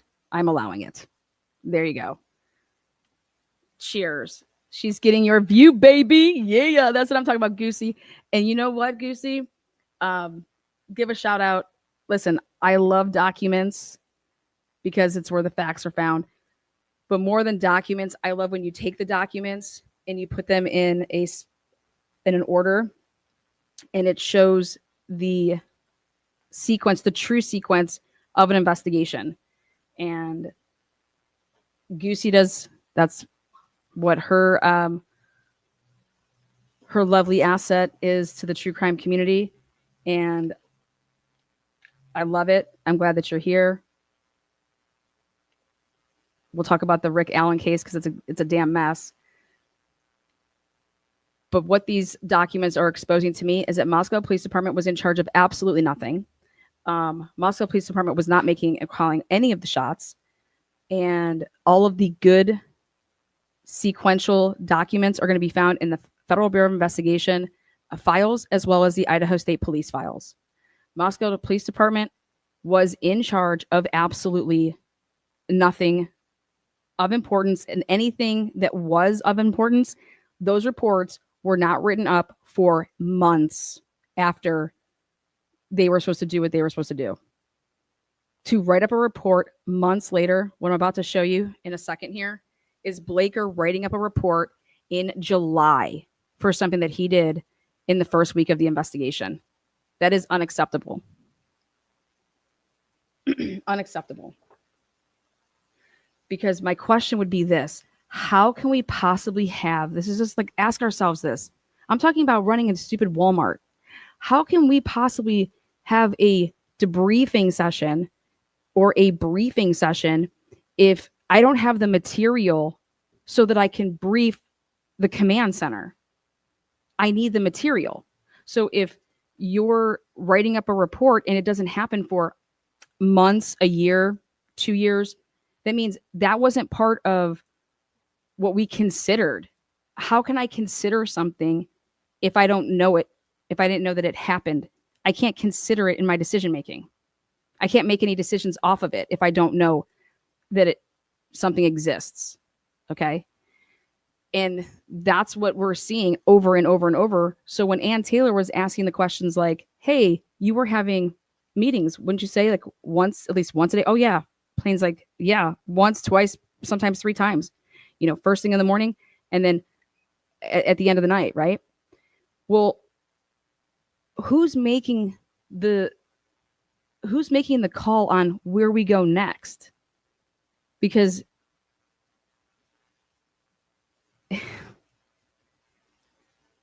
if I'm making the call, hey, I need you to go out and do this, then when I would have got back that night, okay, hey, I told this person, these are all the tasks I gave you guys. What do we got? What'd you find out? What'd you find out? What'd you find out? What'd you find out? What'd you find out? What'd you find out?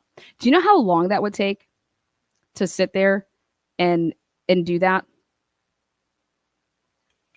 How long would that take?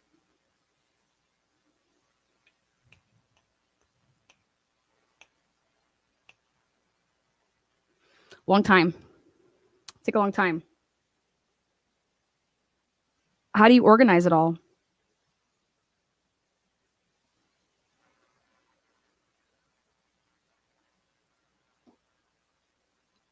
Why would a different person, if I interviewed, let's say I was the first one to interview,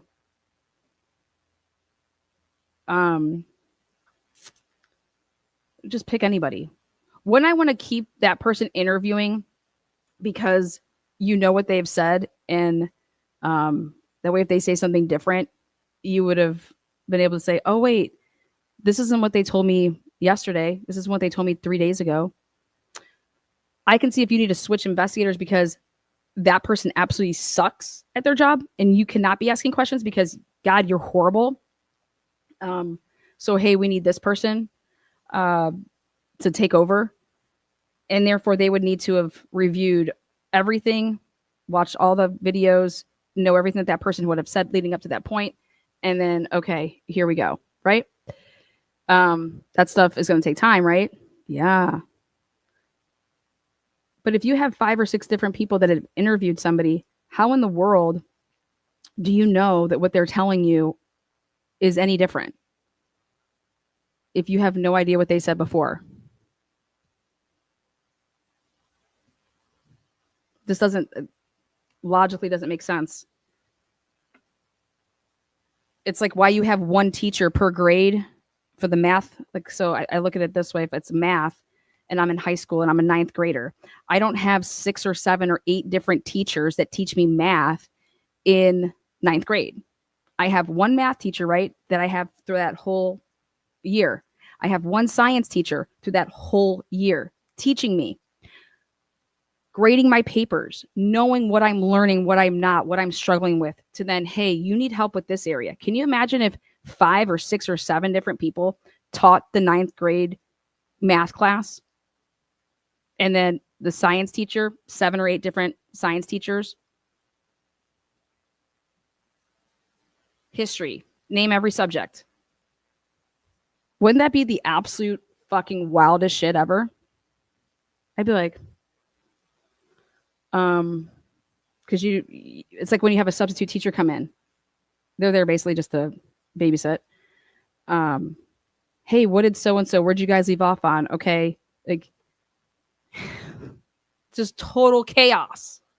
Total chaos. Now think about it in a murder investigation. Total chaos.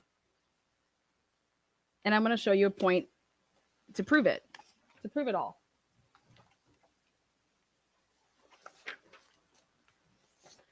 Which is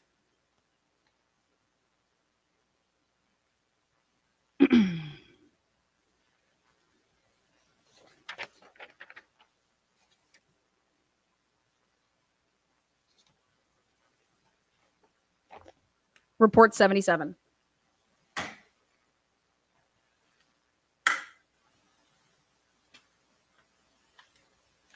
You about to lose your minds, Internet. Internet's about to lose their minds.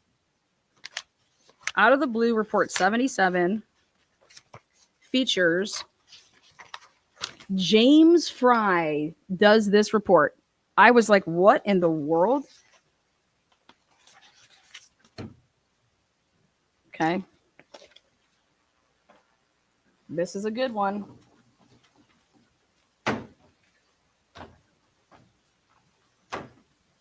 James Fry, chief. Why? Wait, James Fry is taking this report on. I'm like, wow. Why? Oh, I wonder what this report has to do with. This is going to blow your minds. Okay. On 12/15, it's wrote up. This happened on 12/13, and he writes up this report on 12/15. It's an interview with SP. So let me make this a little clearer. It's an interview with SP. On 12/13, at approximately, what is that, 8 p.m., I interviewed SP in blank, Idaho. For whatever reason, they needed to make sure that we are not saying where that is, at the blank, blank, blank, blank. P had called me several days earlier to report some information he had regarding the quadruple homicide. He called me. I want to talk to Chief Fry. Hey, yo, I want to talk to Chief Fry down there, okay? I asked P if he had information he would be sharing, would be dealing with one person. What the heck does that even mean? I asked him if the information he would be sharing would be dealing with one person. What? P told me it would. I asked P if I could get the individual's name. So is this about yourself that you have information on, as I'm gathering, or is this about somebody else? Okay. That's what I'm gathering, how that would have flown. And he's like, yeah, it's about somebody else. Okay. What's the person's name? This is the person's name. And the date of birth here, I want you to see,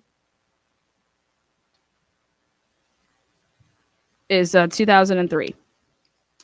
This person told me he did not know the individual's last name.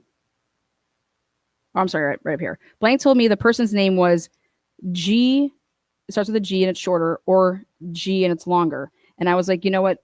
This can either be Jeff, because they do spell Jeff like Geoff. And then that could be like Jeffrey, but the people do have the G. Or Gregory, Greg, or Gregory. Like those are the two that I'm going with, that is. It's either Greg and Gregory, or it's like Jeff and Jeffrey. That's what I've gathered from those letters, or from that big of a block. So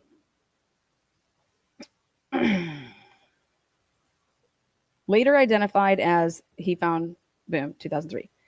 They were born.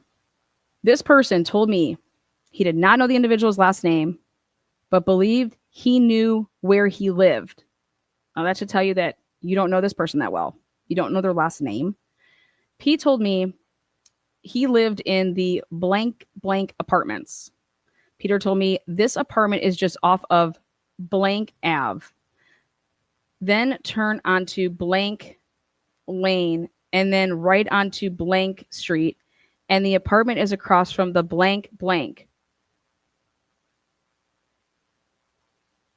This guy told me that, we're going to go with Greg. Greg lives in the blank apartments.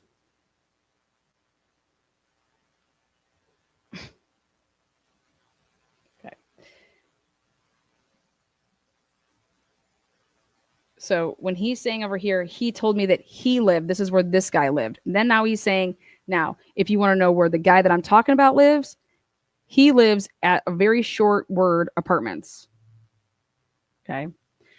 Blank began by explaining to me that he had done a lot of work for blank blank DK, who is the prior owner of blank. This guy told me he had been a friend of the family for many years and has done handyman jobs in the past for this DK person. This person told me in 2020 he drove D, which is his daughter, or I'm sorry, he drove this person with a D, his daughter with an L, and G, this Greg, up to blank to a place the family goes to have a vacation almost every year. This guy told me after they got there, R, who is one of D's sisters, got into an altercation with a male who was camped near where they were. This guy told me it was a heated argument, but everyone eventually went back to their campsites. This guy told me later in the evening he noticed R, the D person's sister, and L were walking past the male's campsite, so he went up on the hill where he could observe and make sure nothing was going to happen.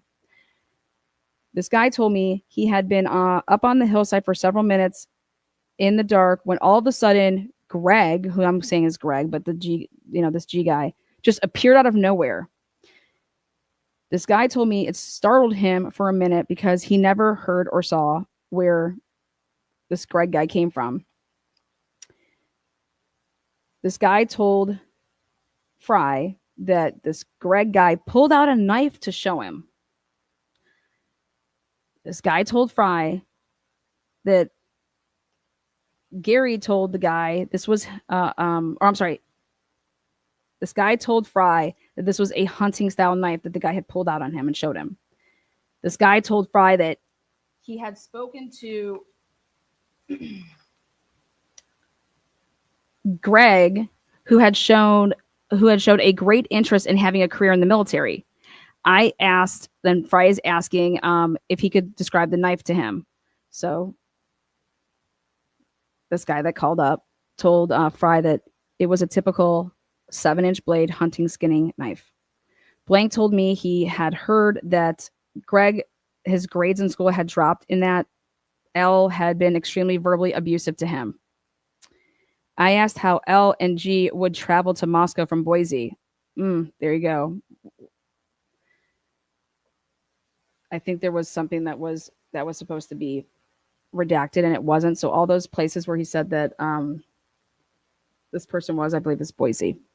And so could the D word be Dylan? Dylan does have sisters. Again, I don't know. That's me speculating. This person that called Fry told Fry he believed they would ride the bus when they traveled. This guy told Fry when they stayed in Moscow at Blank's house, this Greg guy and his sister would stay in the basement and L would sleep outside or in one of the 2 sheds in the backyard. What?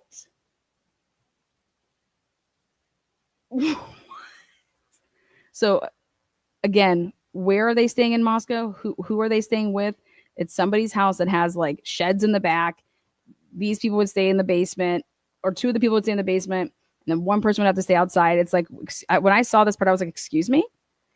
This person told Fry, so P told me the significance of this was that G, who's ever like, if it's the Greg, Jeff, whatever the G name is, would keep his knives in the basement of Blank's house. So they would be in Moscow, these knives, in the wood pile that was outside or in one of the 2 sheds in the backyard. Blank told me around the end of May or sometime into the middle of June, after COVID was letting up, he was at the Mad Greek having a late lunch or early dinner. I'm like, wait, what? This guy told me, meaning the guy that called up Fry, told Fry, this was on a Saturday or a Sunday. This guy told Fry he had ordered a glass of wine, which he is sure that Ethan brought to him. This guy told Fry he is not sure if Ethan worked at Mad Greek or was just helping out. This guy told Fry that a bit later he noticed that this G had the G word guy had come into the restaurant with possibly this D person's name, who is G's cousin. This guy that called Fry told me that Xana and Madison had gone over to G's table and Ethan later joined them. What?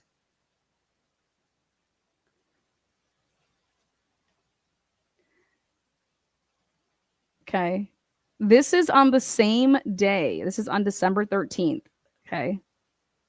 December 13th. This guy told Fry it appeared to be a heated conversation, but he could not tell what it was about. This guy suspected it may have to do with the canceled culture and that this G person was stirring them up with conservative comments. I'm like, oh God. This person that called Fry told him that this G person left without eating anything. Later that night, around 9 or 10 p.m., the guy that called Fry was at Blank's house, this D person's house in Moscow, okay, in his backyard. And that this P person who had called Fry said that the L name was extremely drunk and she was yelling at the G guy.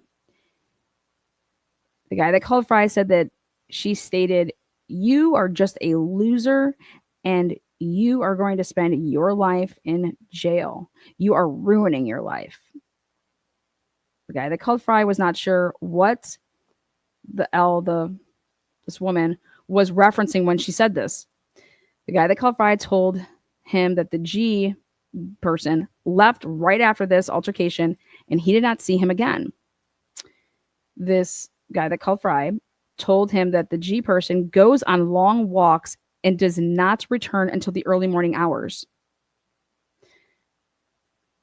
The guy that called Fry told him he was over at D's the next morning picking up some tarps from a job he had been doing and that G just showed up.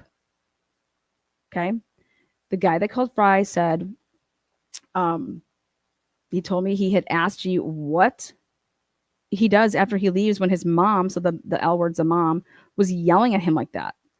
G told him he goes over to the college. This guy that called Fry told me that G believes the college is to blame for how his mom is. This guy that called Fry explained that the L word's the mom went to parties at the college and began drinking.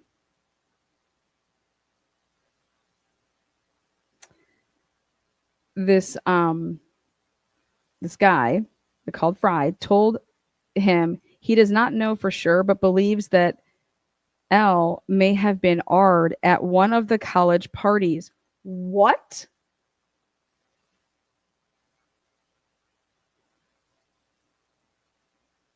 This guy told me, meaning Fry, the guy that called up Fry, he said he asked G about the conversation that took place at the Mad Greek. The guy that called Fry said that G told him that he had followed the girls to the Mad Greek from the college. What? G told the guy that called Fry that the two girls were lesbians. What? My God. And this is why it would have been a heated conversation. Okay. Because if you're talking about conservative views and then you bring in, oh, you know what I mean? Like, you guys ready for that? What?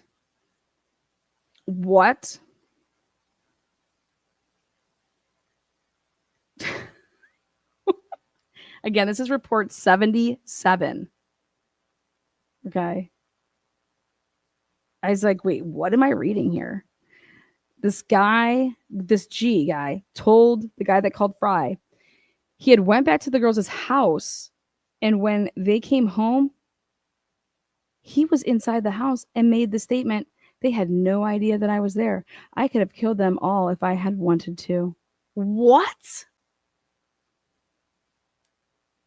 You're like, this is wild.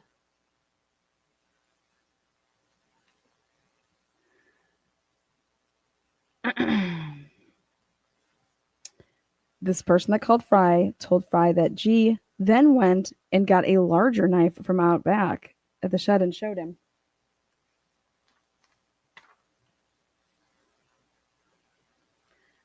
Blank told me every time he was around G and G's mom would explode on him, he always stayed very calm and would not react to her. Wait, and this was wrote up by Chief Fry on Friday, December 16th. Okay. So I'm over here like, wait, you don't think to ask any questions, Fry, about like, when was this? Like, what are you talking about?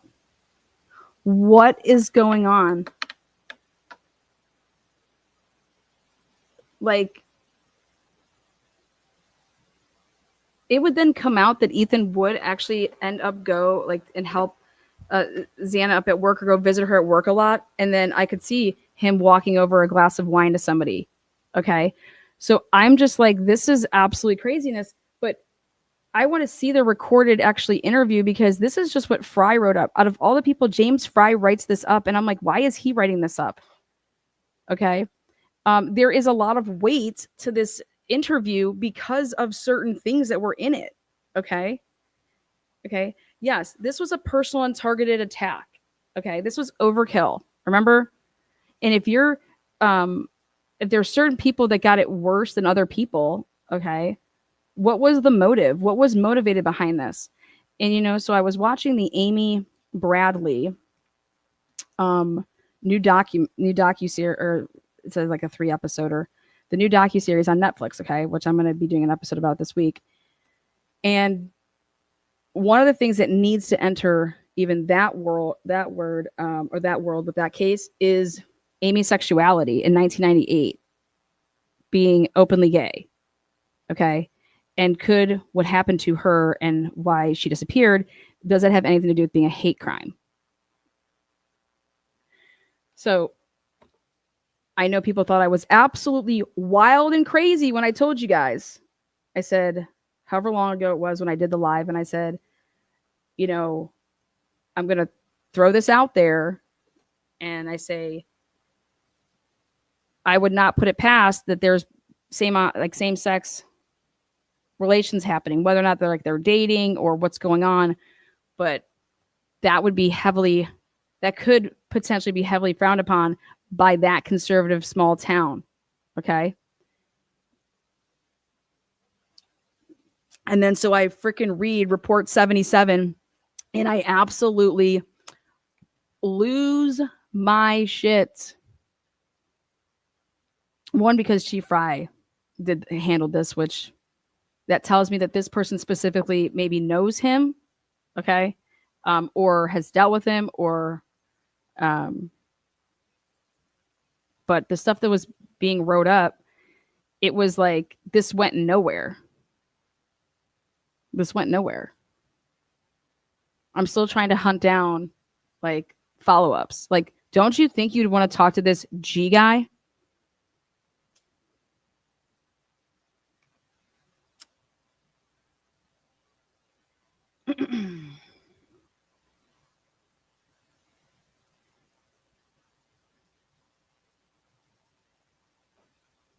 And don't you think you would want to talk to somebody about getting the times of this? Like, when did this happen?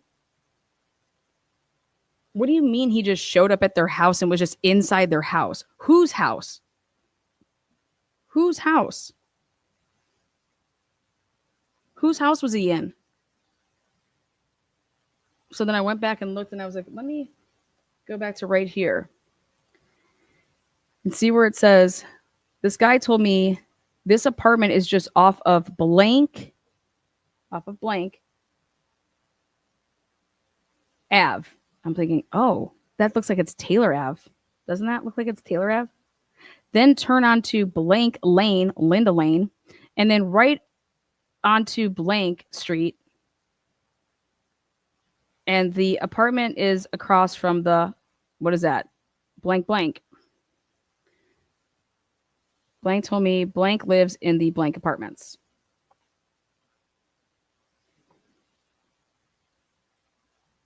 That is such a small little, like, there can only be so many things.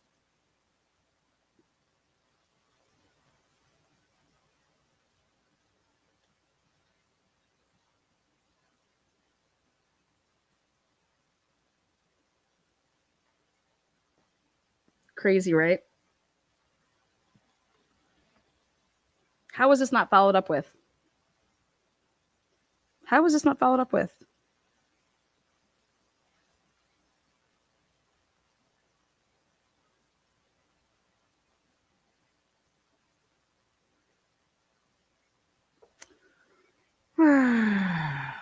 Crazy.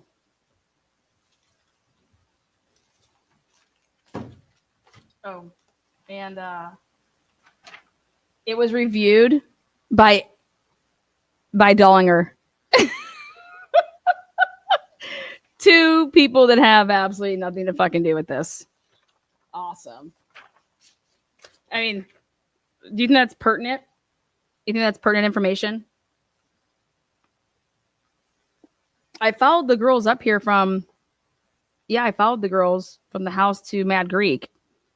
And then I just went to their house and waited. And when they came back, I was in their house. Well, which girls? I don't care what house it was. I don't care if it was not the 1122 King Road house. Anybody that would do this is absolutely disturbed. Okay. And anybody that has such strong views of stuff,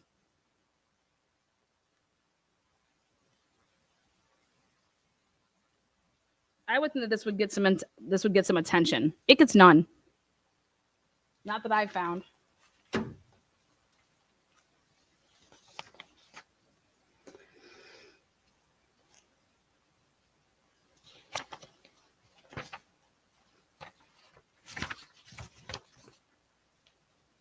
That was report 77. Absolutely just was like, whoa.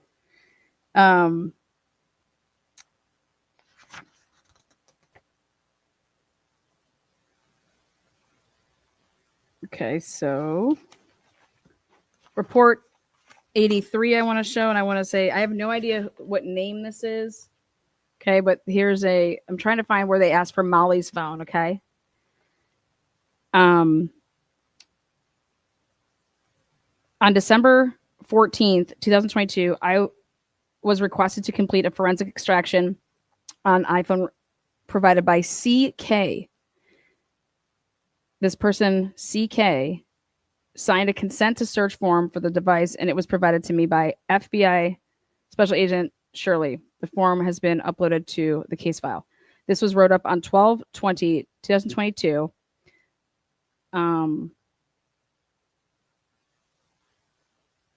So I'm like, who is this? Right? Don't know. We'll come back to it. Again, report 83. We're going to come back to it.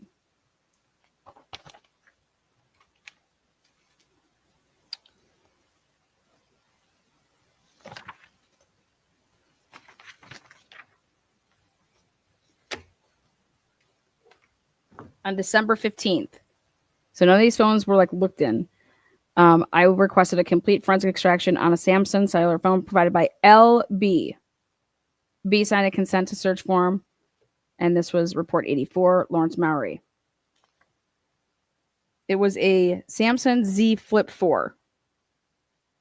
What the fuck kind of phone is that? A flip phone? Is that new?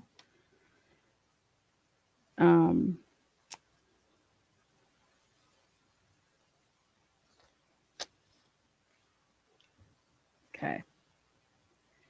On November 26th, boom daddy, ending with a bang. So 77's a bang. Now report 85, a big banger. wrote up on 12/20/2022 by Lawrence Mowry. Pay attention to the dates. On November 26, 2022, I applied and was granted a warrant for any data associated with knife sales of the following items. Those, okay? On November 26 at approximately 15:32 hours, the warrant was served via FedEx. You see Amazon. You see this date?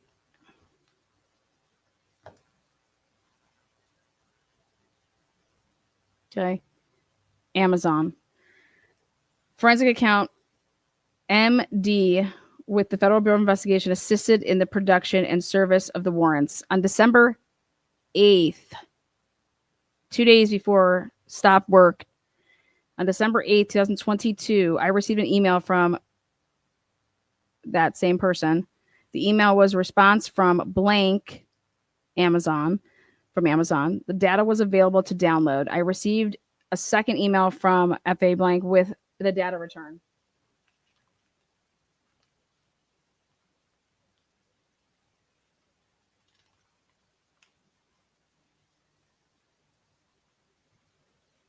These documents were sent to the Latah County Prosecutor's Office to be returned to the court. I also emailed a copy of the receipt to that Amazon. This was reviewed by Dustin Blaker on December 22nd.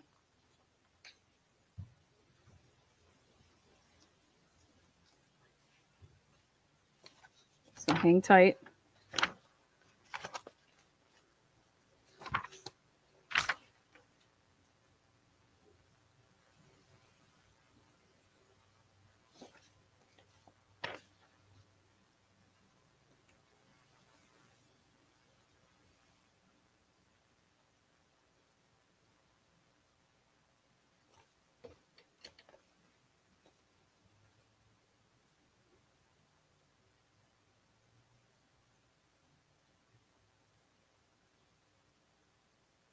Okay. We're going to end the same way we started, with the girl that came and was interviewed, and she said she walked Dylan and Bethany. Remember? She walked Dylan and Bethany west on Taylor past the Whites. Remember? The KF person. Okay. If you go back to, which was written up by Dustin Blaker on 12/28 for November 13th interview, that he interviewed Bethany. Okay. I want you to look now that's been put in your brain about the person that was interviewed, KF. This was at 1:47 in the afternoon. Bethany went to the Sigma Chi party at around 10:30 with Ethan and Xana. That would mean that Ethan and Xana were there and they saw Hunter Chapin at 9:15 and they were at that party. Then they would have left the party to somehow then meet up with Bethany to then go back to the party at 10:30. Okay. They hung out in an apartment for a while together, and then Bethany went up to the main part of the fraternity. So I'm able to fill in a new link here with Hunter's statements, which is, Ethan and Hunter were together, and they were actually at Sigma Chi, but they were in his room. Ethan then, when Hunter goes up to the main lodge at like 9:15, he doesn't see his brother again. Okay. So he left, and according to Bethany, at some point here, Bethany, Ethan, and Xana were all together at 10. And they hung out in an apartment for a while together, which we believe is Peter's. And then Bethany went up to the main part of the fraternity to hang out at the party. Maddie and Kaylee went to the corner club together. Not sure when they left. Bethany did not see Ethan and Xana at the party and left to go home, and left to go to KF. You see? And left to go to KF. All right, so when KF says that Bethany arrived, it was 11:30.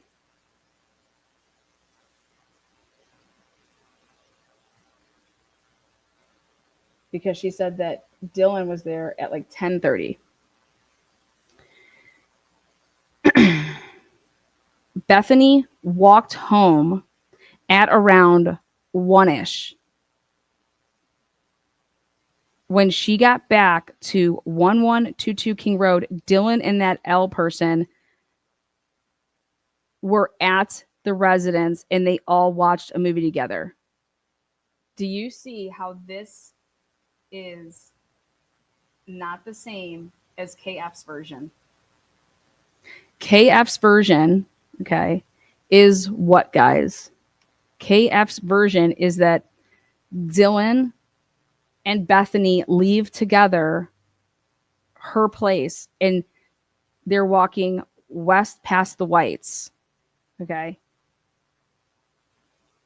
And remember, I said then the only way that Dylan could be somewhere, the only way that Dylan could be at the house before Bethany would arrive back home is if Bethany went somewhere else and Dylan and that girl just went back to the 1122 King Road house. Okay. So this cannot be accurate. Like, so, or Kay's version can't be accurate, but these are two different narratives.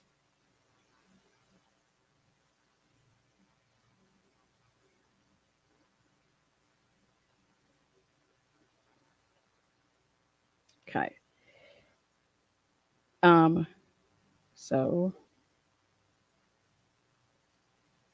now remember, she already spoke to Noonan's at the house and spoke a little bit, and so now she's talking with Dustin Blaker.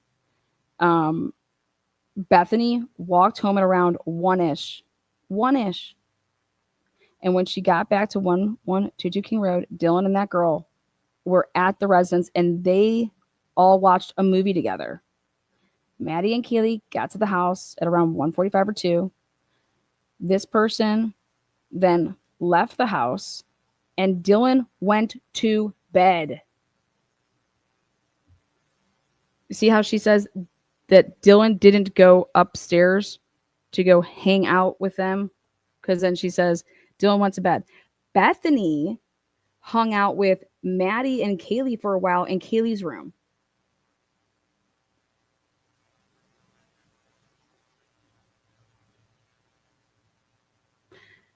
Bethany and Maddie took Murphy, Kaylee's dog, out to go to the bathroom between 2 and 3. Bethany did not stay outside for a very long time as it was cold. Maddie then went to bed and watched it. He meant to write here. I'm telling you, this is Bethany, okay? Bethany then went to bed and watched a TV show to help her sleep, Baby Daddy. Okay.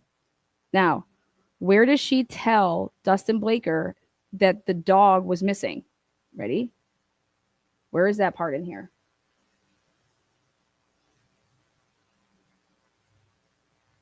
So Bethany then went to bed and watched a TV show to help her sleep. At around 4, boom, it's not there. At around 4, where is the part about the dog missing? At around 4:20, Bethany heard what she thought was a firework, and none of it matters after that. Okay. And this is why I have determined that everything to do with the dog story, okay, it matters. It matters, you guys. I'm putting this pencil right here because this is when you would be sitting, and you're just spitballing the stuff off to what's his name, right?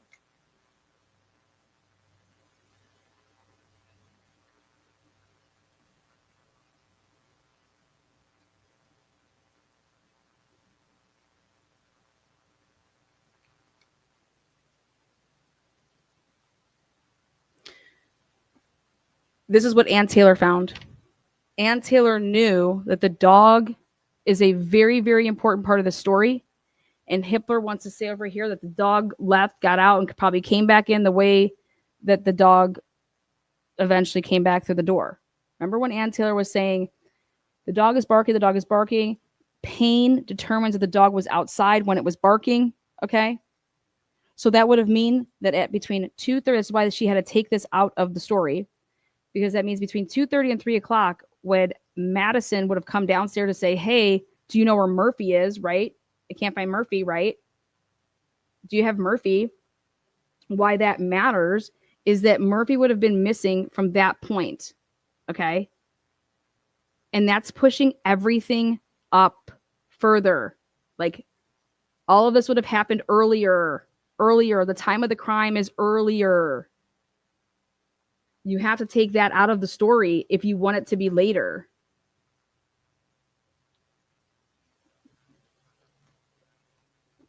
That little piece of the dog was said immediately to Noonan's at like right after noon. Okay. Then between noon and 1:47, that piece of the pie is not here. Or it is there and Blaker leaves it out because he didn't think it was pertinent. You'd have to watch the interview. And so now thinking back to when Ann Taylor was oral arguing, and she's saying, listen, the dog was barking. You can hear the dog barking from X time to X time, right? And then the dog stops barking. And the dog was outside doing the barking. And so that means that somebody would have had to go outside to get the dog to bring the dog back in. And now why this matters is because who determined that the timestamps on 11112, that who determined that the clock was accurate with the timestamps of the 1112 camera? How was that determined? I have not come across a report yet where they are authenticating the timestamps of the 1112 camera footage yet.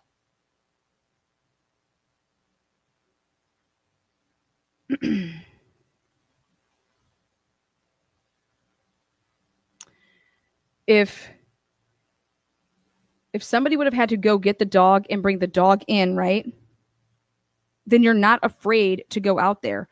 Or if you go and you bring the dog in and you're on the second level, then you would have seen everything, right? We only think the dog is barking at 4:17 to 4:47 or whatever time frame it is. That time's coming from, how was that authenticated? Well, we're going off of the timestamps of 1112, which, okay, it should be on the DVR. You should have been able to do a test to see, to make sure that the camera is accurate. Who did that? How was it done?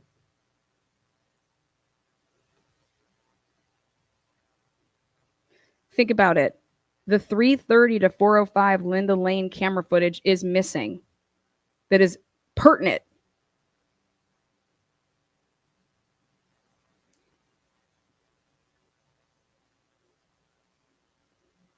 What time is Molly McMichael walking around with a flashlight out on Queen Road?